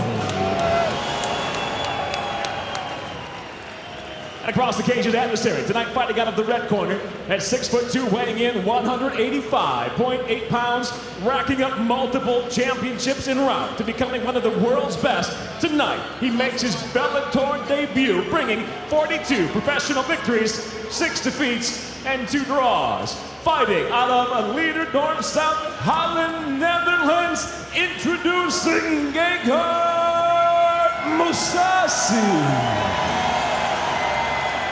When the bell rings, the referee in charge of the action, Dan Mergliata. All right, gentlemen, let's go in the center, please. All right, gentlemen, we've been through the rules of the locker room. I want you to obey my commands at all times. I want you to protect yourselves at all times. If you want to touch gloves for luck, do it now. Good luck to both of you. 75 finishes between them. 3 5-minute rounds in the Bellator MMA middleweight division. Referees Dan Mergliata. It's the main event for Bellator 185. Storm Shlemenko welcomes Gegard Mousasi to the Bellator MMA cage. The bell and round 1, the fight clock brought to you by Miller Lite, the original light beer. Cheers, it's Miller time. Mousasi in the red gloves, Shlemenko in the blue. We should mention, Jimmy, both fighters did pass their drug tests. Remember back in 2015, Shlemenko was suspended for 3 years after testing positive for steroids. That ban was lifted. Both have tested clean for this fight. Shlemenko to kind of push the action. He's always aggressive. I'm wondering if we'll see a takedown quick from Mousasi. That's the X factor. He has a great submission game. Mousasi has the added incentive of already being promised an opportunity to face the winner of the Rafael Carvalho-Alessio Sakara middleweight title fight coming up in Italy in December. Shlemenko, the southpaw, coming forward. Hard for the takedown. Yeah, Mousasi changing levels, but Shlemenko has a very good guillotine. He's tapped guys from this spot before. he has 4 guillotine submission wins. And Mousasi cutting the angle, though. He's not going to let that happen. And Mousasi has been submitted 3 times, including via guillotine choke. Well, that was Jacare. That guy has an amazing ground game. Yeah. Incredible. Of course, he also delivered an up kick. Yeah, 1-1 with Jacare. Yeah. Well, here is Douglas Lima, the Bellator welterweight champion. Again, he did spend time training with Mousasi in preparation for this fight. Of course, Lima preparing to face Rory McDonald for the Bellator welterweight title January 20th at the Forum in Los Angeles. Mousasi keeping the pressure on, flinging him to the ground. And of course, the size difference apparent there, Jimmy. Yep. And we've seen Shlemenko have problems in the past, including Both hooks against in. Tito Ortiz. Another neck crank. Mousasi looking for the submission here in round 1. That's the advantage from Shlemenko. It's the position they're in. It's very hard for Mousasi to really put stretch with his legs, but he's going hard for it. Half of Mousasi's 12 submission wins have been via rear naked choke. Man, his right eye is swollen. Looks shut, actually. Shut. Yeah. That could be why we saw such a quick takedown, why he's going so hard for this submission finish. Shlemenko has been submitted 4 times, including once via rear naked choke.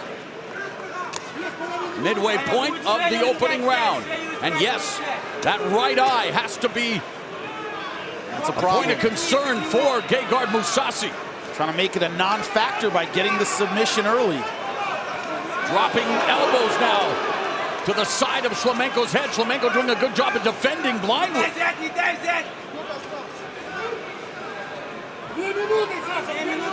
being told it was an overhand left that opened up that eye. Early in the round. Swelled it shut. I'm sorry, didn't open it up, but swelled it shut. But Mousasi really putting pressure on, looking for this rear naked. Shlemenko just trying everything to defend here. Mousasi riding a 5-fight win streak. His previous 4 fights have ended via striking. Now attempting to submit Shlemenko here in round 1, coming up on the final 90 seconds of the first round. Shlemenko is looking for his moment to turn. He's got to scrape his body triangle. That's going to be tough. It's very, very tough to do. Now Gegard going hard for it again, but he hasn't been under the chin yet. Shlemenko's got to turn to his right and try and face Gegard. There he goes. Reversal by Shlemenko. And that has to be a confidence booster. Shlemenko comes out firing. And immediately Mousasi changes level, but Shlemenko defending the takedown. He is not standing at all. He's diving in for the takedown from the outside. He might not have any depth perception. That right eye is swollen shut. He's diving for these takedowns. Under a minute remaining, and Mousasi into, well, almost full mount here along the fence. Yep. Oh, and feeding Shlemenko with a right uppercut. Shlemenko battles back to his feet, looking for the double wrist lock. Now he's doing well in this round, but a lot of this is desperation stuff from Mousasi. He's not setting up a lot of stuff. And Mousasi has Shlemenko's back again, under 30 seconds left. Triangle!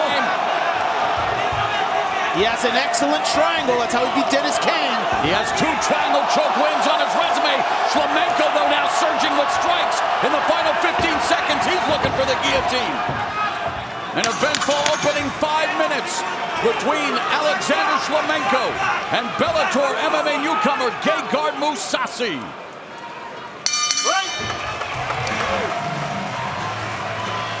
And this was the left that caused problem. He reaches for the leg and throws this overhand left. Bam! Fedor Emelianenko, Chuck Liddell style. Igor Vovchanchyn for the old school fans. That overhand left, he committed to it. Like a catapult. Wow. And it will become a factor as that eye is, man, can he see out of that right eye? Doctor's checking it out again. Wow. Doc, he wants to look at his eye real quick.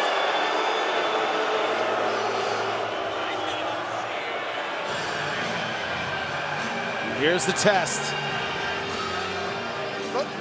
It's and good. The doctor is going to allow Mousasi to compete.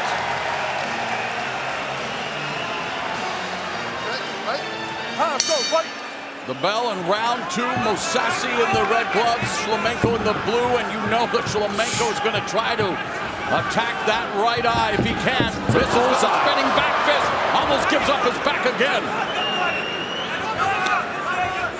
He's got to get off the fence as well, has to use more footwork, I think, than he's used to using. He generally moves forward and backward. He's got to angle a bit more. Shlemenko fighting out of a southpaw stance, delivers a body kick. Because Mousasi just wants to put his back against the fence and dive for the takedown. Oh, look at that. That is insane. He's falling right to his back. Will Shlemenko leap in, or he won't? That's a ballsy move. The bigger, Mousasi trying to keep Shlemenko at bay. Shlemenko with a left hand to the torso, and that right eye is practically sealed shut, and the spinning back fist just misses for Shlemenko. A minute gone here in the second.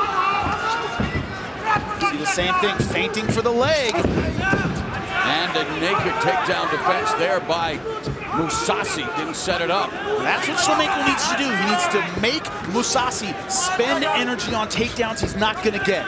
Don't give him that one and done. He dives in and gets a takedown. Spinning back kick scores for Shlemenko. This is a completely different Gegard Mousasi with that eye swollen shut. He is tentative. He does not want to mix it up with Shlemenko. He's trying to put him against the fence, make this a grappling match. Shlemenko can't sit against the fence like this. He can't take away his mobility.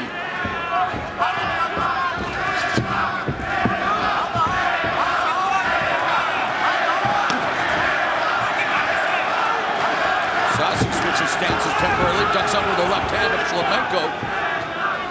3 minutes now remaining in the second round.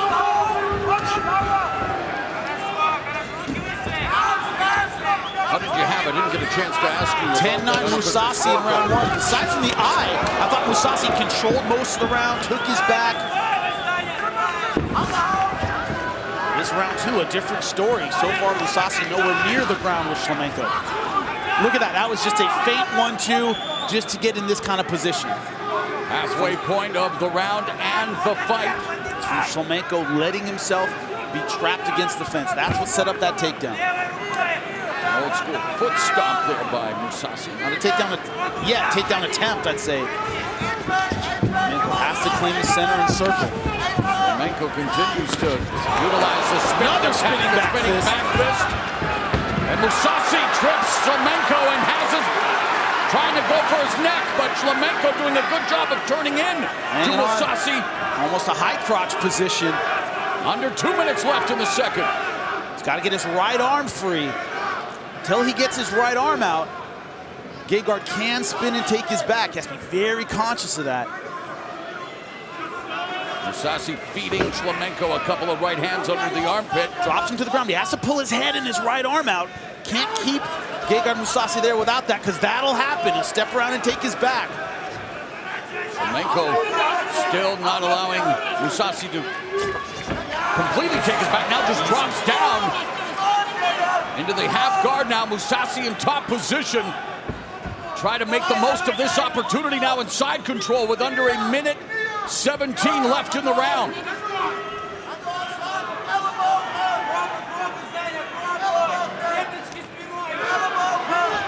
Couple of short elbow strikes connect for Mousasi. And Shlemenko grabbing onto the cage, a minute left in the round. And Shlemenko does give up his back. Just like he did in round 1, we're seeing the jiu-jitsu weaknesses.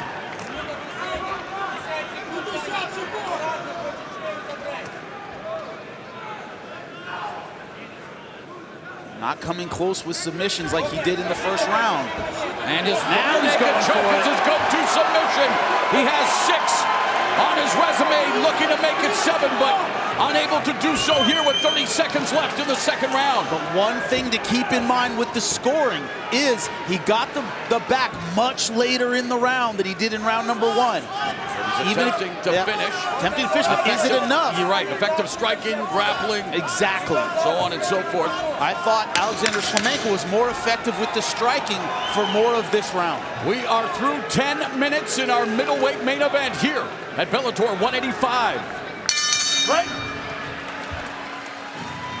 How do you have it after 10 minutes, Jimmy? I have it all tied up, 19-19. Mauro, I have said it before in interviews. People who think Bellator MMA is a victory lap have another thing coming. They come in from the UFC, wherever you're coming from, a free agent signing. It's a tough road here, and Gegard Mousasi is finding that out right now if you didn't know it already. Whether you have him ahead or you have him behind, this has been a very tough fight. That ends well may prove to be his best friend.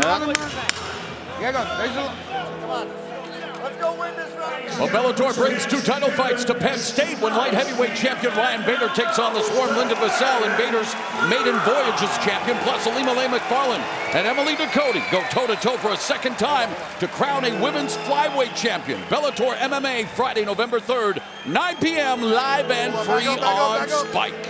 Good.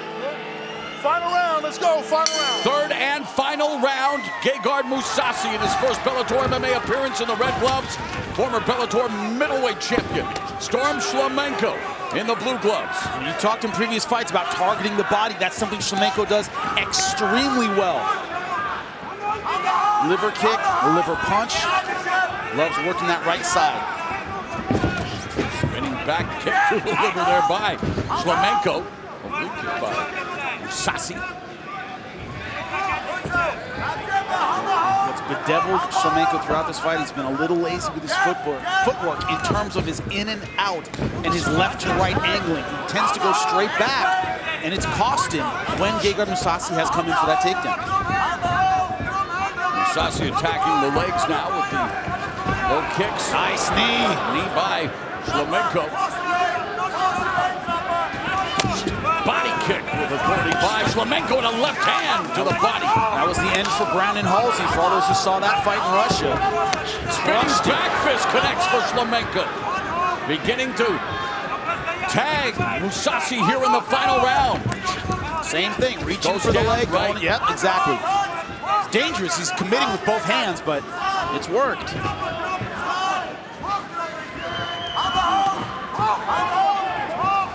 Can't do is back up to the fence like this. That's where Mousasi's takedown has been effective. He doesn't have much of a center cage takedown. He's never a standout wrestler. He needs you to get against the fence to really make that takedown work.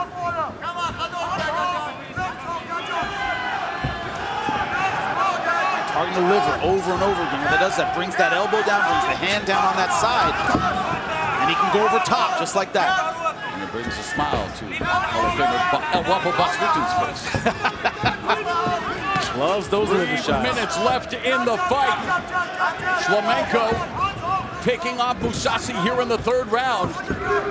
Another liver kick by Shlemenko. Mousasi looking for the takedown. The Wizard defending for Shlemenko. Now, same thing as last round, right halfway through the round. That's when Shlemenko finds himself pushed against the fence. Mousasi getting serious about the takedown.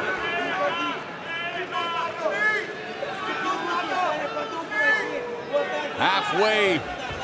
Nice turn, but can't hold it. 2.5 minutes left in this fight. And here's where that size disparity really becomes evident. Great job by Shlemenko. Takedown by Shlemenko, and Mousasi going butterfly guard. look for an elevator sweep. Or he can elevate and come out the left side underneath the arm. Shlemenko's got to back off right now. Get back to the center where he was having success.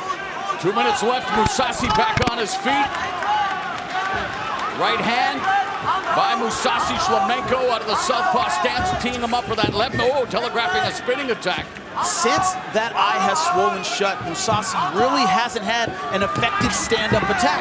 We've seen the oblique kicks. Oh, another good got caught with a left hand from Shlemenko. He can't see the strikes on that side, and that's the power side of Shlemenko. Final 90 seconds in the fight. He is Mousasi blind. desperate for the takedown. On the side he really needs to see, flops to his back.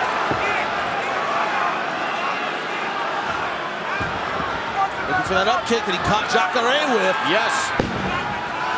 And Shlemenko this time trying to test the waters on the ground.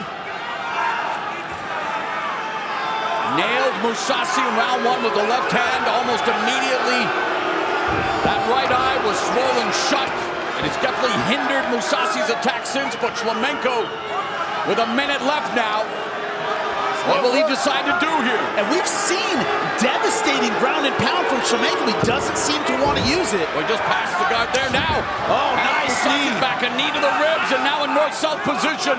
Shlemenko looking for the guillotine. I don't know how you can give this third round to Gegard Mousasi. Shlemenko's just been all over him. Under 30 seconds left in the fight. Now blood around that right eye of Gegard Mousasi. 15 seconds left. On my scorecard, I think we have an upset here. Shlemenko buckled Mousasi momentarily. We're going to the judges' scorecards in this middleweight main event. Shlemenko coming on. Wow. Talk about not intimidated. Talk about making it his house. Shlemenko, great performance tonight. I thought he took the last 2 rounds. There you go. So you have it 29-28 on your unofficial scorecard for the former Bellator middleweight champion, Alexander Shlemenko. For Shlemenko, Jimmy Smith MMA on Twitter. Please let me know what you think, fans. I value what you guys think. Yeah, they always do. They will, Jimmy. They always do. And here's our Blackheart Premium Spiced Rum Replay, the bold 93 proof rum that's edgy to the core. So what started all the damage, the reach with the right hand, then the overhand left right to the eye. That catapult left. I think that completely changed the game plan. If Mousasi was thinking about striking, he did not do it much in this fight. It was about the takedown, almost got the rear naked choke quite a few times in round 1. In round 2, Shlemenko starting out successful, and the reason I didn't give him the second round, Mousasi, is he took the back, didn't come that close with many submissions on the ground, got it later in the round, and wasn't as active with his submission attempts in round 2.